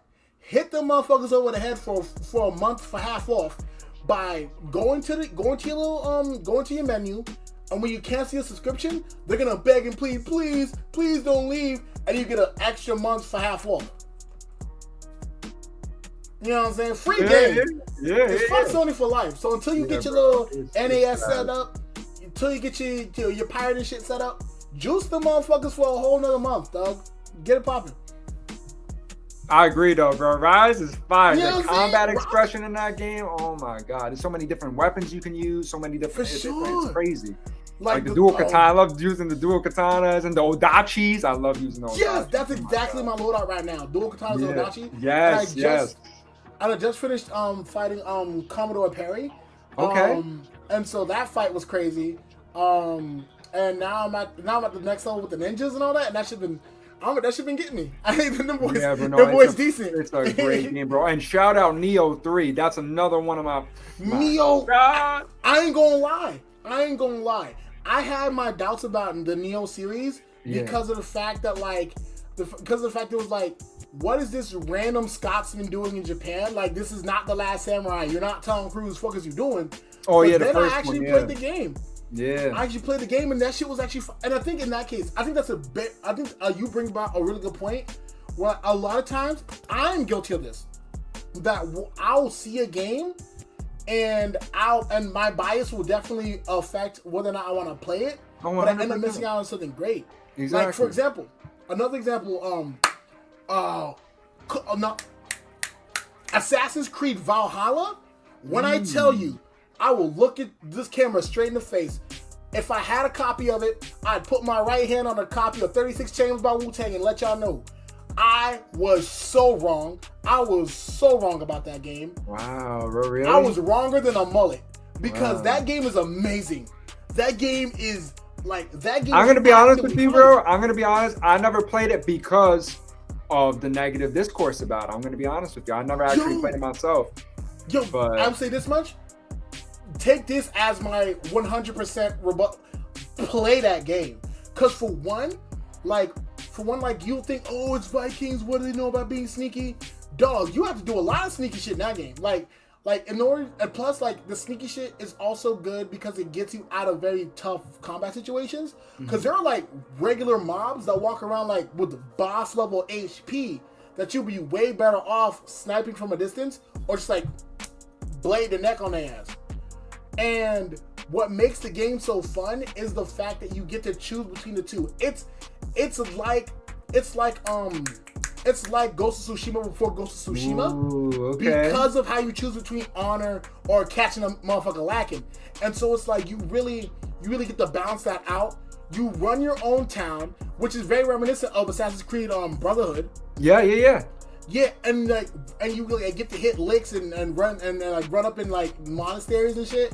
I like doing that. That's kind of fun, especially like when you chill in the cut and you look around like, oh yeah, everybody we here. Yeah. And you start bring the ghouls reinforcements. Yeah. Belt to ass is amazing, and then also on top of that, Ubisoft's got a lot of backlash about that one game that they're about to release, where it's like Assassin's Creed in the Reconstruction South. They were cowards for not dropping that game, but if you want something as close as you can to that, Assassin's Creed Freedom Cry. I heard good things about it. Yeah, it's an amazing game. It's dangerously short. I ain't gonna lie. It's a little too short for me, but we need more. Cause Adewale puts belt to ass. I'm talking like for one, if you want a good understanding of like slavery outside of the Americas, like you're playing in Haiti. Like you're in Haiti. Oh come on, bro! Yeah, the Haitian Revolution. You're already yeah. Just you know what I'm saying. Okay, shout out to Haiti, bro. Yeah, shout out to Haiti, bro. We was in the World Cup. Bro, you know what's so crazy? One of my favorite, like one of my best friends that I made in barber school, he's Haitian, bro. So that's crazy. Yeah, bro. We out here, bro. We be cutting hair too. Yeah, bro. Absolutely. I was like Haitians, Dominicans, and Puerto Ricans. Yeah, bro. The whole Caribbean, bro. We the whole Caribbean. It's like the entire Caribbean. Shout out to Jamaicans as well, man. Everybody, man. Bro, absolutely. Much love, but yeah. And then in this case, so like you get to play through like Haiti and like you're freeing slaves and you're killing slave masters, and it's like if you want a game like Freedom Cry should have been the bat signal that it's possible to make a game like that. But of course, I digress. Please, number 5. Ooh. Okay, number 5. I'm gonna have to go with Ninja Gaiden Black 2005.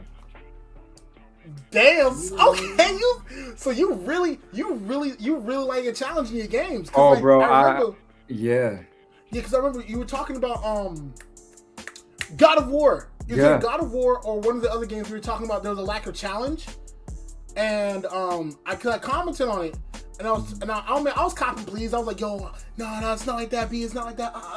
But like, I think, based off of that critique alone, I was like, okay, this guy seems to be a guy who enjoys challenge, and now game titles like Bloodborne, Souls, and now Ninja Gaiden Black. Yeah, bro. No, in this case, like, you're clearly someone who enjoys challenge. I like to persevere. I love perseverance. I love that. Same thing with, bro, that's why I'm a big fighting game nerd. Me and my dad, we play Tekken 8 all the time. And my brother. Bro. We got the whole family playing Tekken 8, bro. Yeah, I mean, who do you mean? You can't see it right now. I got a big Kuma poster right up there on my wall. And Jack 8. Beautiful. Jack 8, Kuma. So this is who I mean. I mean Jack 8, Kuma, Heihachi, Yoshimitsu. And sometimes 5th. Sometimes it's a toss-up because I like playing as Jin Kazama. I do like playing as Jin. But Craig Marduk, bro, I wish Craig Marduk was in 8, bro. I love Craig Marduk. Marduk was amazing. I ain't gonna lie. Marduk's fire. Me, yeah. I main La. Okay. I play Azucena. Okay. I play Leroy. Okay. I've been learning Victor. Okay. But yeah, I mainly play those 3. I picked up Ana because like back when I was playing the demo. Not Ana. Yeah, Ana, because the one with the blonde Nina. Nina's the one with the blonde hair, yeah. Yeah, Nina with the guns and Ana has the rocket launcher. Yeah. So I've learned in Nina because I didn't have any because when I played the demo, like back when the demo dropped, it was only her. Yep. Yeah. Paul and some other characters. Yeah. Yeah, so I played her for a little bit and she fired. And so so it's very interesting. But then your last game being Ninja Gaiden Black, I'd recommend Demon Blade.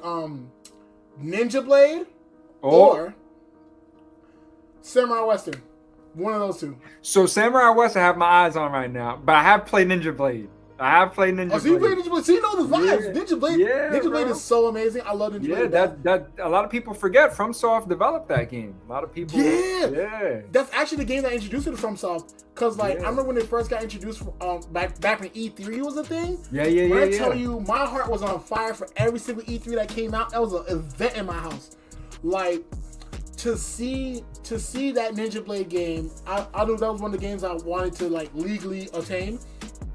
And I'm still in the works of that. I'm sure it's still pretty affordable. Yeah. Compared to like Blood Hotel. Whew. Oh yeah.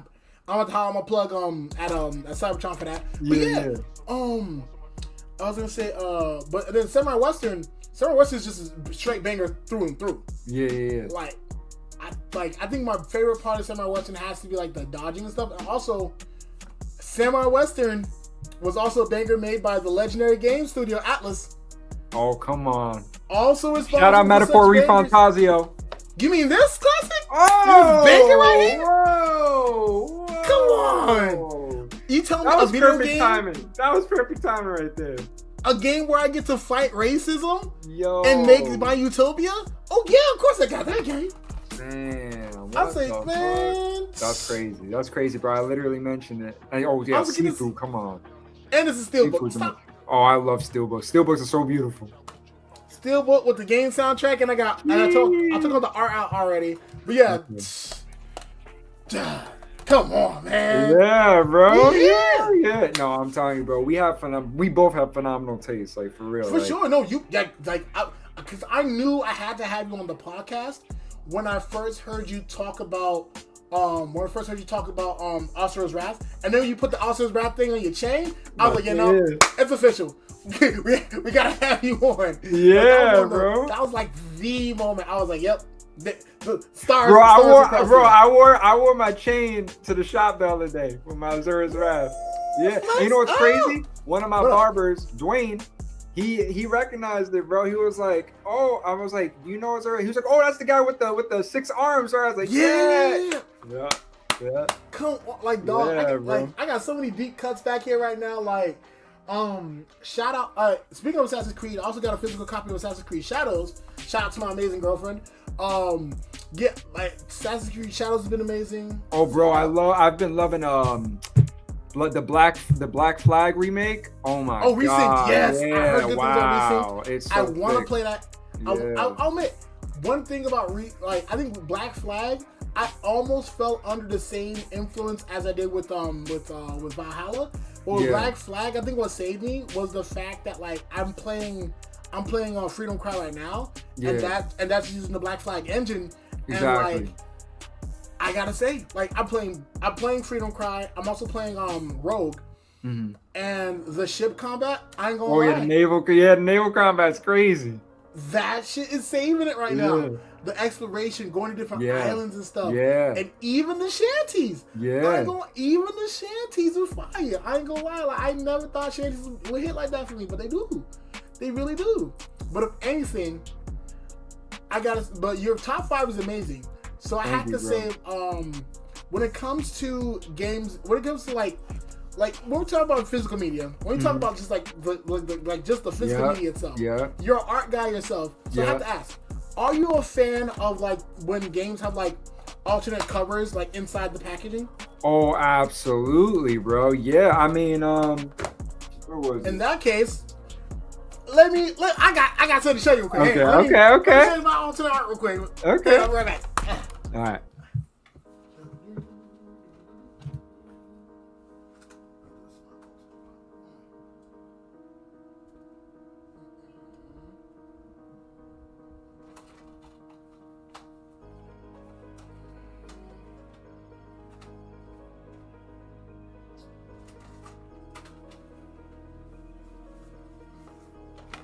Yeah, there we go. We stacked up. Oh, okay. We stacked up. Let's go. All right. So, of course, like I said, Evil Within. Wow. Look at that alternate. Beautiful, bro. Shout out. God. I was like, shout out. Once again, shout out Cybertron. I love that, bro. I love doing that too. Like you flip the cover and you show the beauty of the alternate artwork. Yeah, and even more. One of my this is easily like number one artworks of all time. Oh my god, bro! I have Deathloop also. Dog. So I think check the artwork out, bro. It's beautiful, bro. Like what I love is how like this is just like it's pretty much a movie poster. You know what I loved about Deathloop, bro? The interior design, like the interior design of the levels. Like I was studying the architecture of like it's crazy. Like it's very much like it's like we Happy Few with guns. Yes. So very much is like very much like 80s, like exactly, like that. It has that retro, very retro feel, like Hyde Park type shit. And then of course,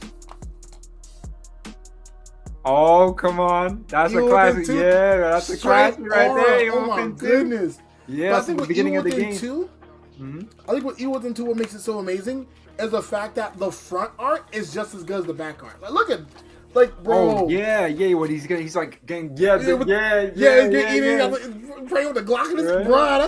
That's some gangster shit, bro. Oh my, bro, is that the little star from Mario? I like that. Yeah. Oh shit. Yeah. Shout out Amazon. Amazon the jeweler. Bro, you know what I'm saying? Shit. Yeah, got that shit bro. for like $18. Bro, who gives a shit, bro? That looks fire. Me, I'm the same way, bro. I'm telling you, bro. I'm not going.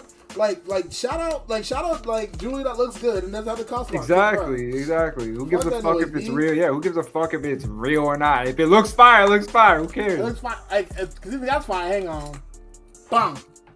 Ooh. Had to get the mushroom with it too. Yes, sir. You know what I'm saying? Well, you gotta like this, bro. For my videos, I have my mic attached to my Goro figure. No, I saw that.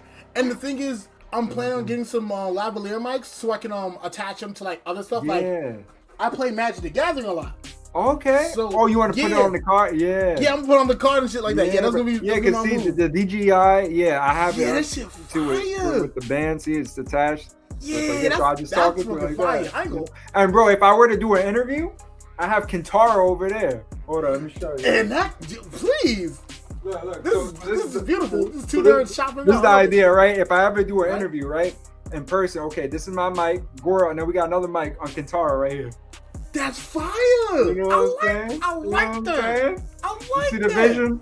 I see the vision, bro. I really see the vision. And of course, boom, my Last of Us. Oh yeah. Oh wow, that's beautiful. That's bruh. When I tell you this, like, and this is like I believe this is the remaster version too. So like, man, that's bro. I love game art, bro. Like Game Informer, bro. Did you see the Animusha Game Informer cover? Yo! That was crazy.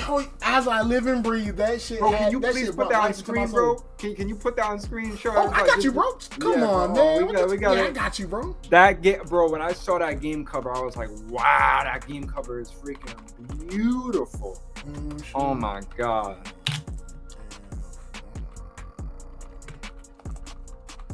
Also, shout out Game Informer for coming back. Coming back. Yeah. Because like in all this bullshit, we need I need Game Informer. No. Issue 380. Let me see. Oh that. Oh yeah. Now that shit. That shit actively fire. That shit Hang on. Let me zoom in on that shit. Oh my god. God damn. That shit fire. I know, bro. I know that Animusha cover for Game Informer. Oh my god. Dog. That's a 10 out of 10. Tickle my pickle cover right there, ladies and gentlemen. Easily 10 out of 10. 12 out of 10, really. And the crazy part is, I ain't gonna lie. Like me personally, as someone who's like, hang on, I gotta bring the evidence to the court. Okay. What a beautiful cover, man. Seriously. Like, shout out Game Informer. Shout out Animusha. I'm so grateful that we're getting a brand new Animusha entry in over like 20 years, bro. That's crazy. One of my favorite IPs. Love Capcom.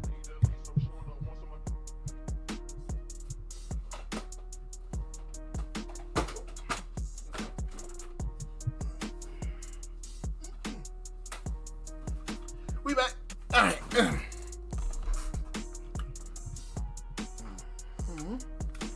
Yeah, so as someone who has the complete collection. Ooh, okay. Yeah, so straight up. I love Dawn of Dreams, bro. Dawn of Dreams. Yes. And let's see, does it have the? And of course, with the case. Oh my and god. both discs. Yeah, bro, me too. So, yeah.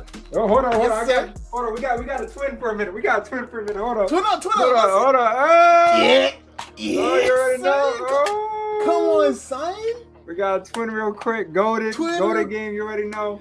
Go extra goated, like bro. Yeah, like bro. the combat system in that game is amazing. Yeah, but I said I'd say, as someone who has all 4 copies, like I said I'd say, like when I first heard this game being announced, and I heard that they were using Musashi Miyamoto instead of bringing back the GOAT, Sanosuke. I was so pissed because I was like, yo, like I was highly pissed. I was like, yo, like what are you changing my game for? Like what?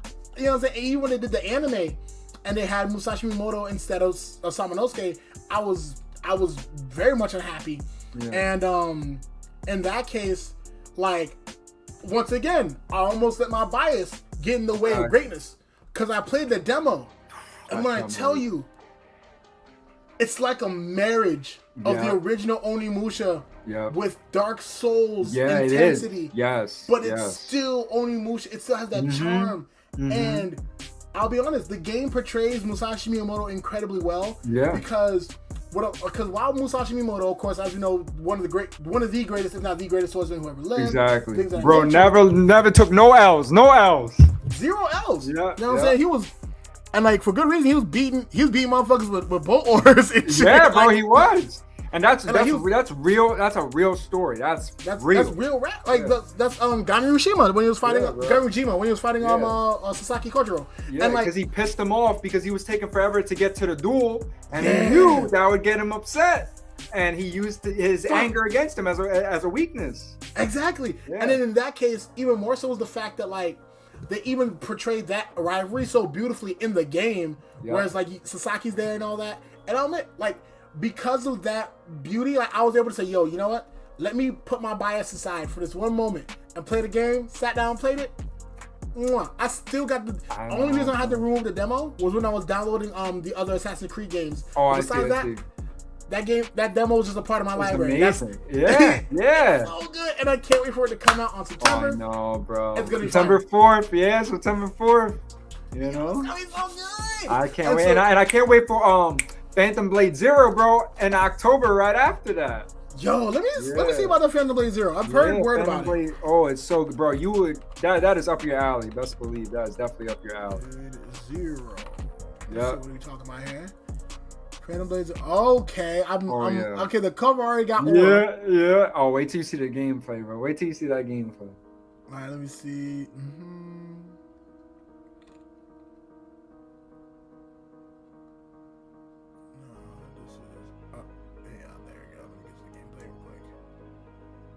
Yeah, there we go. Yeah, like around there.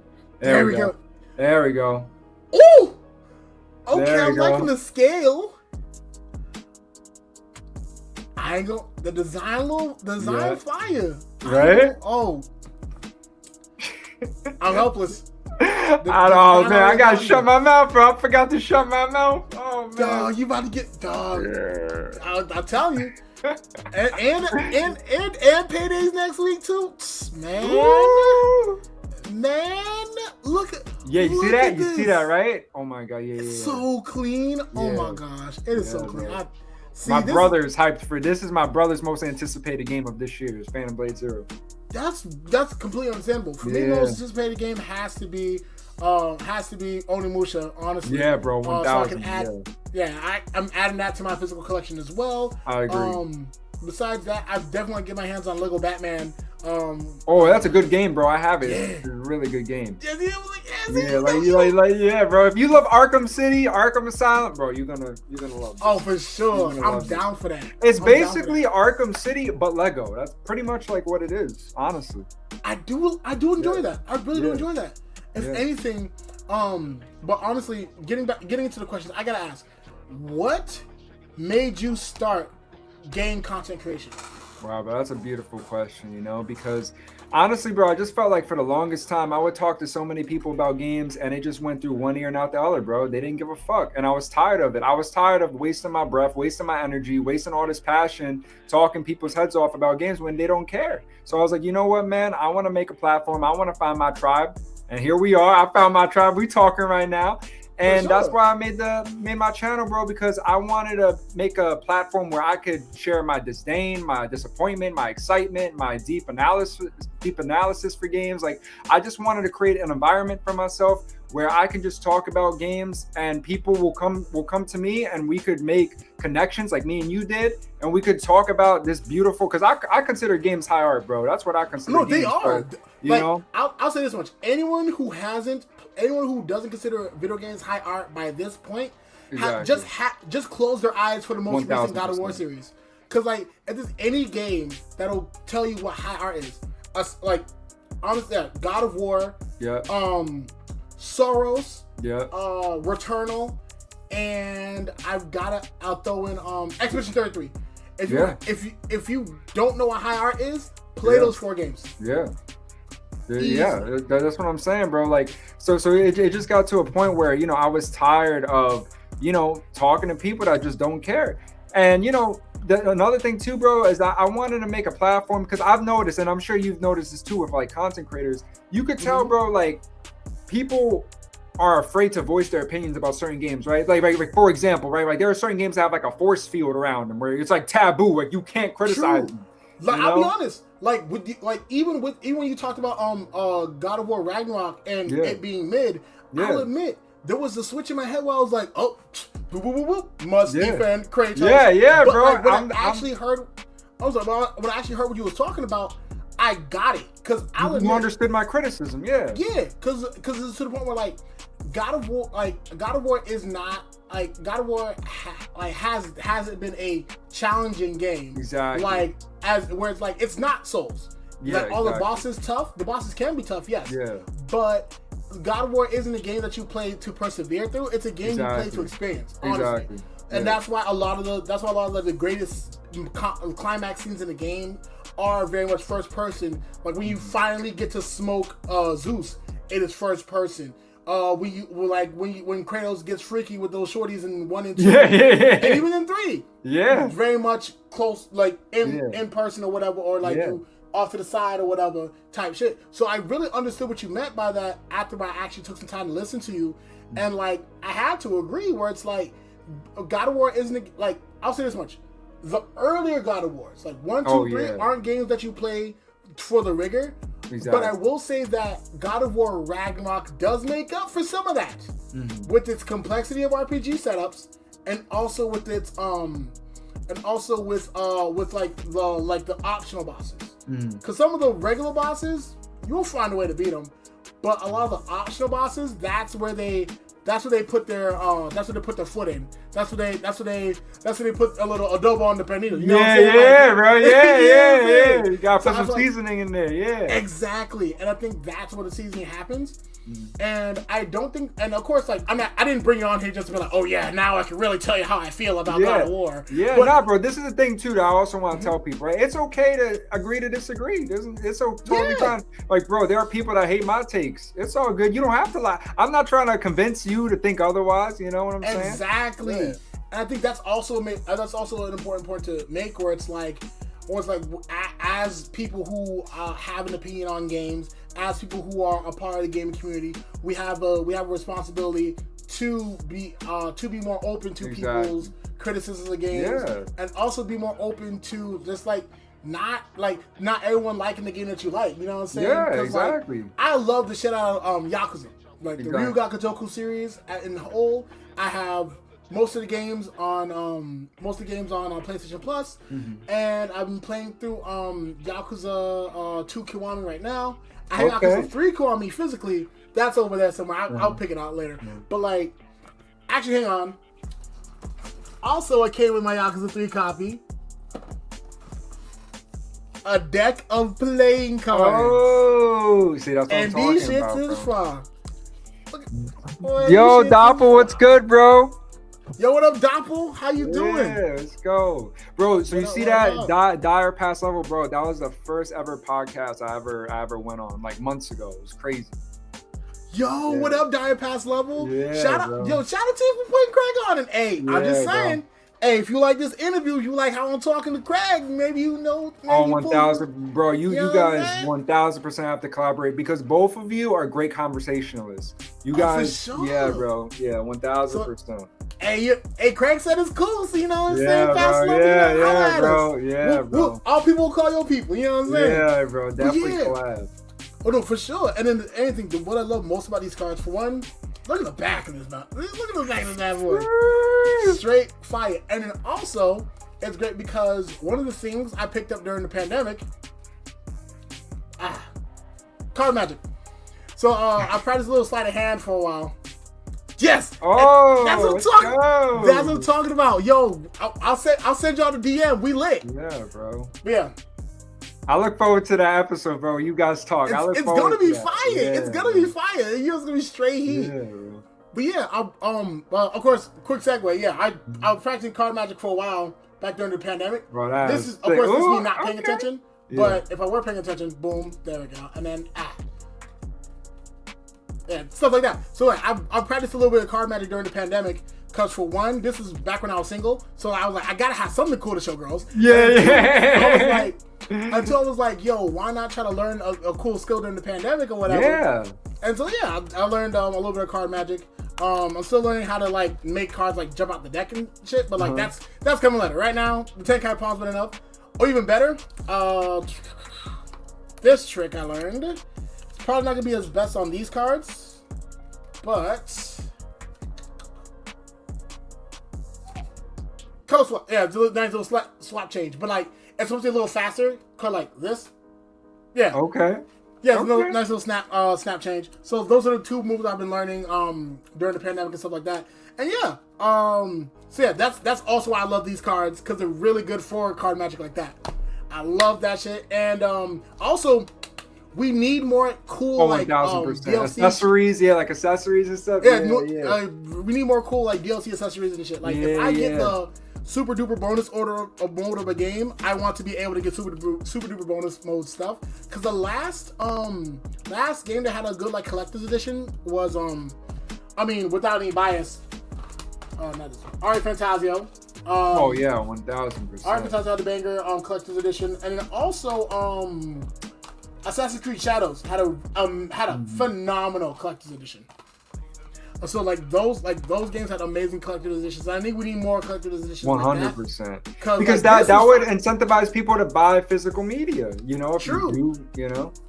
And then also, I think that another thing is, I'm gonna say this as someone who has worked at a GameStop before. Well, me too, bro. What the hell? Right? So hey, we twinning. Oh wow, yeah, I used to work at GameStop. If you want to see the games you want, pre-order. Because a lot of times people don't know that the pre-ordering of a game is a lot more than just you preserving a copy. It's also you showing that game company like there is a demand for this game. Exactly. There's a demand for, and because of that, then game companies can then distribute more copies of that game to your local GameStop. Yeah. So if you are tired of seeing like Tractor Simulator 13 and you're tired of seeing like the umpteenth Red Dead Redemption case, pre-order those games, like inquire about copies of games and things of that nature. Show GameStop what they need to know so that they can show to other game companies that want those games pushed that there is a demand for those games. And the more of a certain game that you push, then the more likely those kind of games will come into your GameStop. Like I remember getting my hands on Metro Exodus. No, okay. No, it was a sequel. I think it was 20 something. Hang on. Oh. Yeah, like a physical copy wish list. Yeah. Exactly. See, Dial passed over those vibes already. Yeah, bro. But yeah, so I was playing the sequel, and I was playing the game, and I thought it was cool at first, but like a lot of levels seemed a bit repetitive, and the only thing that really got me into the game was the idea of like, oh, if you're fighting in the rain, you have to like press L1 to wipe your the visor, yeah. And I think in that case, like the game's not a bad game, it just wasn't a game meant for me. But I agree. I couldn't get too into the Metro games either. Like I gave them a shot, I owned them, but I couldn't beat them. You know? Yeah, and I think that's more indicative of the fact that like the GameStop that I went to buy the game was a GameStop that was more attuned to those players. because those are the people who really want the games. You know what I'm saying? And so those are the people who are pre-ordering the games. Those are the people who are getting those games wish listed as Dire Pass level, so promptly put it, and things of that nature. And so in that case, I think that it would behoove us as gamers to get more involved outside of just like shit talking a game or like even like just glazing a game. Glazing a game is cool and all, but what's glazed without the donut under it? You know what I'm saying? Exactly. Yeah. Exactly. Come on, 1000%, bro. That's a word. What's glazed without the donut under it? And that's why I think like we definitely need to be more active when it comes to just like making requests with what we want. And that's why it's also important. Like if you are part of the Fuck Sony movement, one of the best ways to hit them is in their wallet. So juice them for that half off PlayStation Plus, and as soon as it's done, leave. Get going. Find alternatives, you know what I'm saying? Physical copies are usually way cheaper than digital copies anyway. Look for your local game stores. Also, quick life hack, thrift stores, they don't price games. They do not price games. They don't know, bro. They don't even know. Yeah, they don't even know what it is. Yeah. So like I think I have a copy of like Assassin's Creed Brotherhood that I got for like criminally low. Yeah. Like for at least like I think like for like a nice chunk, I think like $9 or something. And this was back like when Assassin's Creed 3 was the thing. Oh wow. So it wasn't far off. So like there was really a game in between. And so it's like go to your local thrift store, top games. Yeah. Like cause 9 times out of 10 they don't know what they're doing. Exactly. One, they don't know what they're doing, and two, and even if they do, they're not gonna search up the market. Yeah, bro, they're not gonna be like, oh, Assassin's Creed Brotherhood. What is, you know what I mean? And this ain't Pawn Stars. They're not gonna go to their game. Yeah, exactly. So, and that's to say, like, if you want your games and you don't want to support, like, and if you want to show that there's a demand for physical games, buy your physical games elsewhere. Really, like, invest and cop that shit, you know, elsewhere. But of course, this is me going into my diatribe. But I gotta ask, next major question, because we've been, you know what I'm saying, we've been going. I know, bro, I know. But that's how you know there's chemistry there when it happens. Oh, there's plenty of chemistry. Happen. Yeah, you know what I'm saying? Oh, there's hella chemistry. Yeah, and I'm glad that there is. And so, like, the next question has to be, so we know why you got into this. You got into this because you wanted to make a platform. Yeah. We gotta ask. I know you've answered this before, but I'm gonna ask. Yeah, bro. I don't. Yeah. Why did you choose the name CRT Craig?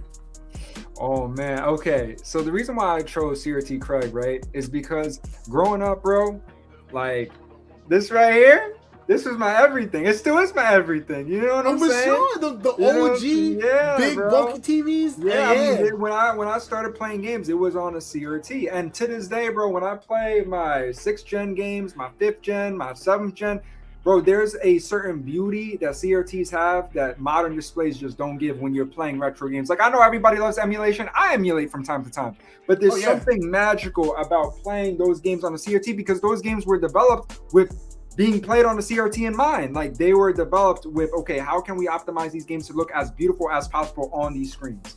You know what I'm saying? Speaking of which, like, and as a fellow Blood Will Tell owner, like, remember back when, like, they would, like, test the TV and shit? Yeah. With the little, like, you know what I'm saying?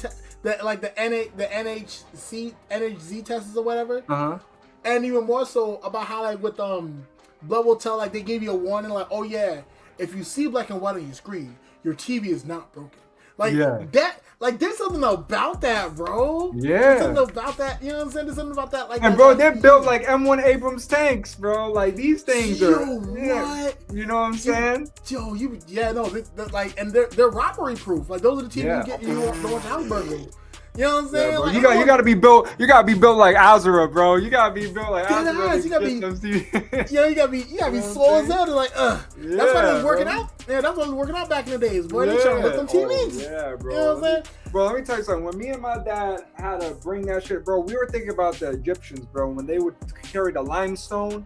We were just thinking like, damn, the Egyptians did this, bro. Like what we did, like bring up the. Oh my god! Like, you know what I'm saying? You gotta do like a physics problem to move that TV, bro. See? Couldn't use no Chat GPT for that TV. No way, bro. Not at all. You know, like. So that's where I got my name. And also, it's a nice little ring to it. You know, CRT Craig. You know what I'm saying? Has a nice little it's ring fire. Because I think also what it does is like it plays into like like it plays into like that like honestly it's like that FBG duck NLE chopper. Yeah, exactly. So very much. So it's very much like even outside of like it being of importance to you, it also adds that nerd flair. Exactly. Adds a hip hop flair to like a nerd. It does, bro. Like ASAP Rocky, ASAP Ferg, ASAP Am. Exactly. You know what I'm saying? For sure. You know what I'm saying? Bro, if Call of Duty was still peak, I would have made a CRT clan. You know what I'm saying? If it was still peak, yeah. Yeah, I was saying if Call of Duty wasn't just microtransactions. Yeah, if it wasn't straight ass like it is today, if it was like MW2 2009, if it was like Black Ops, if we were living in the days like that, right now, then I would definitely have a CRT clan, 1000%. Oh, that would be fire. That'd be so cool. Yeah, bro. I mean, if anything, definitely keep that in mind. You know what? That could be a good. That could be a good Discord server name. Oh yeah. Oh, it is, bro. I have a Discord server. It's called the CRT Craig server room.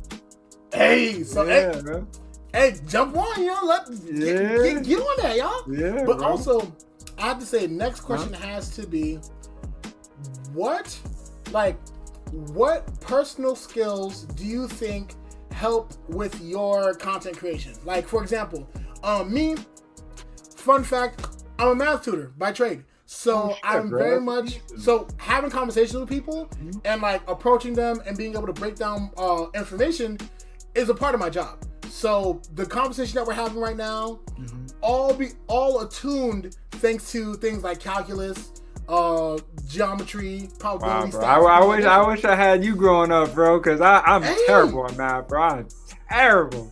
I struggled with basic algebra. Yeah. For me, I had no choice. My pops was a civil engineer, so like math is just like in the family. You know what I'm saying? Yeah. But yeah, and all this to say that like in the same way that my conversational skills are root from my training as a math tutor. What skills do you think that like are you using in your daily life are what add the je ne sais quoi, so to speak, to your content? Honestly, bro, I think it all comes from my dad. You know what I'm saying? Me and my dad, yeah, bro. I think it all comes from my dad. I feel like me and my dad, we have the same birthday, April 21st. So I was his birthday gift. You know what I'm saying? Yeah, exactly, bro. That's what I'm saying. Me and my dad, we have the same birthday. And bro, if you spoke to my dad, you'd be like, damn. Like I feel like I'm speaking to Craig, but even more turn. Like my dad talks, bro. If you think I talk a lot, oh my god, bro. My dad's the final boss of talking. You know what I'm saying? No, I can only imagine. He's temp prestige in talking. You know what I'm saying? I can only imagine, like, cause you're already like all active and all that. So like, I bet your pops is like all over the place. Bro. And like my dad is my dad is the one. Doppel knows because we spoke about this. But my dad was the one that put me onto games. So my dad put me onto Ninja Gaiden. I told you Ninja Gaiden Black is one of my favorite games of all time. My dad put me onto Ninja Gaiden. He was the one that put me onto that growing up. And he was the one, he put me onto Metal Gear Solid for the PlayStation 1. He put me onto that. He put me on, Hunter's The Reckoning, Xbox Regional, put me onto that. Damn. Yeah, Hunter's The Reckoning. So my dad is a giant nerd. My dad was always in love with video games. It's like if your pops is really big into football, right? Most likely you're gonna be into football, right? Oh, for sure, yeah. Yeah, that's how it was with my dad. My dad was really big into games, and then I was just like, man, I'm really big into this too. Like my first game that he ever bought me that I like remember was Metroid Prime 1 for the GameCube. I had a purple GameCube back in the day. Yeah, bro. So it sounds like in that case, like I think that's beautiful because it sounds like in that case, it's like the relationship with your dad is it's like the license that shows that like when you do talk about these games, this isn't from a grifter's POV. This is like it's kind of like how like in Slumdog Millionaire, the character got all the questions right because they were based off of his life. Yeah. It sounds like it's the same way for you, where it's like you're able to reach these people because you're not just talking through a screen. You are talking through your own experience, and people see that experience, and it's like regardless of like color, creed, background, body shape, or whatever. Exactly. They like, as long as they love games, they see that's you all love I care games. about, bro. Yeah, and they all just love you. And like I think that's powerful, man. That's really powerful. And that's the beauty. That's the beauty about running a gaming channel, right, bro? It's like I think another reason why we love games too is to escape from this real world bullshit, right? There's a lot of corruption. For sure. There's a lot of corruption. There's a lot of stupid shit going on in the real world, right? So For sure. when you're just when you make a channel talking about games, it's like an escape, and everybody like it's like simple. It's like, yo, you love games, I love games, and that's it. You know what I mean? Exactly. And I think in that case, I definitely agree with that. Yeah. And I think even more so is the fact that, like, even like besides being able to escape the bullshit, games are also like as art and as art is political. I think that games are also a good way to keep you in touch with like why you want to fight the good fight. Like exactly. like you know what I'm saying? Without Final Fantasy VII, I would never understand like the like perpetual greed of capitalism that like actively like stifles our development as a people. You know what I'm saying? Exactly. Hey, gotta drop a follow for you. Any friend of Craig is my friend. Shout out John. Thank you, John. Yeah. Shouts out to you. Like, thank you so much for the love. And believe me, like we usually stream on Sundays, but we had to make a special session for Craig. We really had to have him on scene. We had to show him love. That, bro. Yeah. Then we got to show the homie love, man. Yeah. So anything. Thank you so much for sure, John. And I think that's beautiful. Like I was saying before, I think it's beautiful how gaming can offer that avenue. Exactly. Where it's like gaming won't only like get you out of the BS that you're dealing with. It'll also help you to process it better. Yeah. Because I can't tell you how many times I've watched an anime and it's giving me like some real deal knowledge. Like in Black Clover, one of my favorite quotes was from this one dude who manipulated a rock, and he was like, even if my efforts, like, I will never betray my efforts, even if my efforts betray me. And like that's what I think about every time I stream or I podcast, and I think that maybe like I'm thinking I'm doing everything I can, and I'm laughing, I hit the jokes right. You know what I'm saying? I got the kufi on, haha, stay woke and all that, and I still end up with like maybe like 2 average viewers, maybe 1 average viewer. But then I remember that like all that matters is that 1 average viewer sees what I'm doing and like, yeah, I like Final Fantasy. I remember like when Final Fantasy got me out of a bad time and da-da-da-da-da. And I think that's what makes it worth it to keep going and to not betray my efforts. And I think same for you, like I'm sure like where it's like you you doing what you do and reaching so many people. Like you got a whole you started a whole channel for someone else, man. Like I can only imagine. I guess my next question has to be, did you ever think that you would have that kind of impact to where you would have someone like start their own channel? And if not, why? Bro, I'm gonna be so honest with you. I am so humble, and I'm so deeply appreciative to all the support, all the love, all the DMs, all the messages, the comments. I'm still in shock, bro, honestly, because when I started this, bro, it feels like yesterday when I only had 200 followers. I've only been doing this for a year and a half, and it's just surreal to me that people cite me as an inspiration. People have cited me for starting their own gaming content. It's truly a blessing, because at the end of the day, bro, I don't look at myself as inspirational. I don't look at myself as one of the greatest gaming content creators. All I know how to be is the best Craig I can be. You know what I'm saying? And if that can inspire people alone, then that's a blessing in itself. But the reason why I didn't expect for any of this to take off is because I try to live my life without expectations. You know, they say expectations is the thief of joy. So I really try to not have expectations, because when you do, you're just putting unnecessary pressure onto yourself. You know what I'm saying? Just take life a day at a time. And if you put in the work, I'm a deep believer in consistency. You know, like I truly believe in consistency. I believe if you're faithful to consistency, if you put in the work every day, it's going to succeed. Whatever you do, whether it's being a barber, you know, shout out once again, like bro barber, you know what I'm saying? That's what I'm talking about. You know what I'm saying? Always be plugging. Exactly, bro. Whether it's putting in the hours of trying to be a better barber or trying to be a great gaming content creator, if you persevere, if you stay consistent in your craft, everything will work out, bro. It will, you know? So yeah. And that's the beauty of it. That's what we had to have you on, man. And see, even John agrees, man. Craig's the legend of hacking. We had to do it special for you. And they just dropped the beta for Marvel Token on PC and console. Sadly, it needs a PlayStation account for PC. Yes, I did, bro. Yeah, bro. Yeah, because this is from the shop. He was worried. If this was not sanitated. Yeah, bro. I sanitized it. Don't worry. Yeah, no, it's clean. Yeah, that's what I'm talking about. And he fresh and clean with it. Yeah, bro. But yeah, so if anything, this is interesting because I played the beta for Marvel Tokon, and now at this point, I don't even want to play the beta no more because like, if like how is it, bro? Is it good or is it like? No, it's fine. No, it's an amazing game for sure. Is it in this case? Oh, someone's laughing Spidey. Oh, okay. Not y'all being toxic. Not being toxic, Doppel. Oh Lord. Thankfully, I keep my gaming family friendly. So I play Star-Lord. I play shoot, what else I play? I play Hulk. I play Captain America. Blade drops, so I will be adding Blade to the team, and Ghost Rider drops, so I'll be adding Ghost Rider. And the fact that we're getting Robbie Reyes as Ghost Rider, yes! Robbie Reyes Ghost Rider, yes! I wanted that so bad because I'll be honest, like Ghost Rider in general is an amazing story because I feel like Ghost Rider has that power set to where it's like it's like he's not street level, but like you can't penance their Galactus, you know what I'm saying? Mm-hmm. But also it's like you can't let him catch you lacking.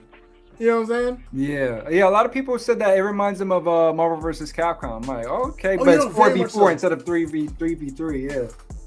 Oh no, for sure. Like it's great in that aspect. Also, I think Storm is also in that game. She's amazing. Oh yeah, Storm. Yeah, I saw that. Yeah. Storm, Dr. Doom. Yeah, Dr. Doom's in there. He's apparently aura farming on a new level. Yeah, okay. Like, that shit is funny. Magneto's in there. So I think I'm trying to pick up more characters for sure, but also it's like So you could play it right now. How would I play that? Is it like? Oh yeah, you should. Yeah, you can cop. Yeah, you should be able to cop the beta. Like it should be like a demo on a PSN. But that's the issue. Okay. Like you have to have a PSN account. Oh well, so I canceled out. Yeah, I don't have a subscription. Yeah. Oh, okay, never mind. Because I know it's on Steam, but I don't think it's on Steam. The open beta. Yeah, I would say okay. So like that. It's all good, bro. Yeah, I didn't play games with that. It's more of a Marvel vs. Capcom game and a mix. It's more of a Marvel vs. Capcom game and a mix of Guilty Gear X. I like it. Open beta. Oh, Steam right now on their page. Okay, I'll check it out. Okay, I'll check it out, John. That's crazy. Yeah, I want because bro, when I saw the gameplay, I was like, oh man, I want to check that out. You know, it looks good. I say definitely check it out if you can. Hopefully they don't hopefully they don't make you like have to log into your PSN. But I'd say try it. And I think it's a fire game. It just happens to be coming out under a very tumultuous time for I Sony. Know, bro. Like, why? But this is what we were talking about, bro. Like, these devs, stop partnering with them, bro. Yeah. You see what I'm saying? It's like, because we want to support Arc System, right? Like, we want to support them. But it's just sad that it's tied to that. You know what I mean? Like, and I think even more so is the fact that, like, if I'm being for real, it also ties into like gamers being more active. Because if gamers, if gamers and game devs were able to like come together and just like have like a nice have like just a nice powwow, or maybe not a powwow, or just like have a nice like crowdfunding effort for these games. There are a lot of game fans out there. And I'm not saying that every gamer has to be like a rich millionaire, but like, you know what I'm saying? Like even T-Pain has his own gaming league. Like shout out T-Pain. Shout out T-Pain. One of the greatest legend, absolute legend, straight legend. And I think in that case, like it goes to show that like there is a demand for gaming. There is leverage for collective bargaining when it comes to game development and things of that nature. I feel like we as gamers owe it to ourselves to form that community to where we can have that. And that's what I want to do with my podcast, with my co-host, and that's what I know you're doing with your platform. Bro. You know what I'm saying? And I think that's like the end all be all of it. And if anything, I'll get to the last question because I know you're a busy man. Yeah, bro. Yeah, I'm grateful you even bothered to ask me, bro. Seriously, I'm grateful to be. I'm grateful you said yes. Honestly, yeah, you know bro. Well, this is another thing, bro. Like, because people always say this, they're like, oh, you almost have 50K, bro. I don't care if you only have 20 followers, bro. I'll hop on your podcast. I'm not one of these content creators out here that has a superiority complex. Oh, who are you? I'm not going to get any benefit. I want to see all of us grow, bro. I want to see all of us grow. It's not about just me. You know? Yeah, that's the same way I feel about it. Because like at the end of the day, the more talented and the more cognizant gamers we have on here, the more we can. Yeah, no cloud chasing for sure. Exactly. Like I only put people on here if I rock with them. If I rock with your content, and then we talk and we mesh, you on here. And I think that's important because that's the essence of building community. That's going to make that active gaming group that we need to be like, yo, we need to stand up against this, or we have to make sure this is priced at that. Yeah. And honestly, that's why I'm glad I'm partnered with such a great crew like NSC, New Save Collective, which is a collective of gamers that do just that. They're politically active gamers that are very cognizant of the issues going on in our world, especially with things like AI and things like what's going on with Sony. And so anyone who's interested in being a part of that, the NSC server is live and direct. Look up New Save Collective on TikTok and especially on Instagram as well. Yeah, I had to plug my crew bro. And Lord is your co-host, right, bro? Yeah. Yeah, shout out Lord, bro. No, not Lord Arrow. I'm sorry, no. Lord Arrow's amazing. He's not my co-host. I wish he was my co-host. Lord Arrow, if you ever want to join the Cuban Links, you're more than I would love to have you on. But bro. Lord, get Lord in here, bro. No, I've had Lord on the episode, but I'm saying like if Lord ever wants to join the Cuban Links, he can be a member. That guy is so cool. Bro, no, he should. He should. And he's also an amazing rapper. But and then also I was gonna say my co-host is Cell. Cell, amazing guy. Shout out Cell. He also has dreads, but like different dreads. But of course, it's different styles. Of course, different style. Yeah, but either way, right? But the last question, go for it. Yeah, bro, it's all good. Don't worry about it. Yo, this is too great. The last question I have to ask is, what is honestly, who are people that you would like to collaborate with in the gaming space? Wow. And that's the big question. And then also afterwards, if you have any shout outs you want to make, big shout outs, you know what I'm saying? Absolutely, bro. Okay, so in terms of dream, I mean, first and foremost, I would love to meet Hidetaka Miyazaki, the man who created and directed my favorite game of all time, which is Dark Souls 2011. It would be an absolute honor just to sit down with him, bro, even if it's for 5-10 minutes. You know what I'm saying? I would love to talk. I would love to speak to him. Another one, Hideki Kamiya. He's another legend to me. I look up to that man so much. If it wasn't for him, we wouldn't have Bayonetta. We wouldn't have Devil May Cry. We wouldn't have all of the amazing Resident OG RE2. We wouldn't have, you know what I'm saying? Like, Hideki Kamiya is a GOAT, bro. So I love him. Suda 51, another one, bro. I'm just like, oh my God. Suda 51, if you're watching from somewhere in your many houses, or maybe your one house. Yeah. If you ever want to be on the podcast, Suda 51. We would love to talk about what went through your mind when you were in Shadows of the Dam. Yeah, bro. Shinji Mikami. Yeah, exactly. I know Craig is dreaming to visit Capcom Studio. Exactly, bro. I think I would get emotional if I went to Capcom Studio. Bro. Yo, Capcom Studio. Yo, tag Capcom Studio Japan. And shout out The Weeknd, bro, because The Weeknd is living every man. You saw The Weeknd lately, right? You follow his Gene Hackerman account. That man was with freaking bro. Especially after his Persona 5 playthrough. Yeah, where he fumbled the doctor. Yeah. Oh my God. It broke my heart. It broke my heart when I saw that bro fumble. I said, no. Yeah, bro. Yeah. But he's one of us. He knows peak. He knows ball knowledge, bro. So basically, yeah. So I would say those people. Another person that I would love to collaborate with. Man. I feel like there's one other person, but it's escaping me right now. But those are like the big ones, you know. Oh, for sure. I mean, anything. I just want to collaborate with. Honestly, I want to collaborate with T-Pain for sure. Oh yeah, 100%. Bro. T-Pain is amazing. Also, I mean, not even on the anime gaming shit. Just like collab. Mm-hmm. Method Man. He's been legend. He's straight legend. Yeah. Like honestly, any member of the Wu-Tang Clan, every member of the Wu-Tang Clan. We'll make it work somehow. But I'd love to collaborate. Bro, it would have been so sick if rest in peace to MF Doom, bro. That would have been rest in peace, dog. Straight legend. Oh, and shout out Long Island. He's where I'm from, bro. Shout out Long Island, bro. Oh, you from Long Island too? I'm from Long Island, bro. Yeah, Hempstead. What's up? Yeah, okay. Oh, you're from Hempstead, bro. Hempstead. You know what it is, I'm from Belport. I'm from Belport, bro. Yeah, Suffolk County, bro. That's Nassau County over here. We lit, dog. Yeah, okay.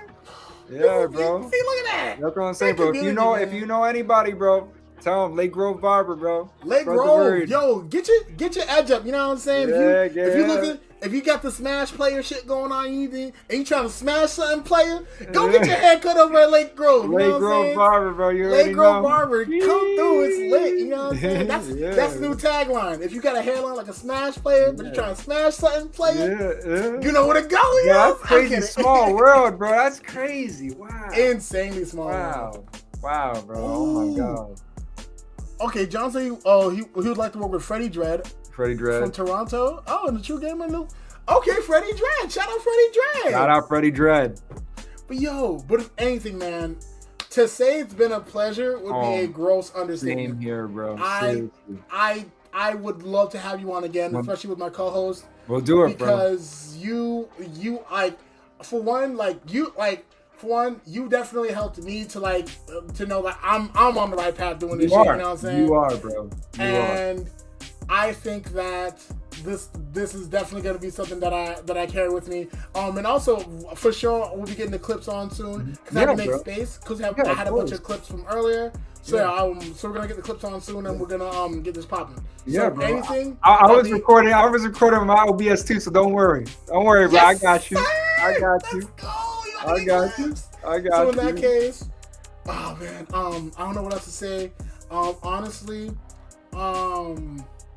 yeah, for the sake of time, peace, love, thank you, bro. And thank you guys so much. Thank you for showing up, Craig. Yeah, thank everybody in the chat John. so far. Doppel, shout out everybody. Doppel, shout out John, shout out Doppel, shout out KJ, shout out everybody else in the chat so far, even the lurkers. And yeah, we gonna keep doing this, you know what I'm saying? Absolutely, Sunday, most likely I'll be doing the Final Fantasy X stream. So definitely pull up for that. I'll be announcing that real soon. And if anything else, guys, be kind, be active in your community because we as gamers hold so much power. Yeah.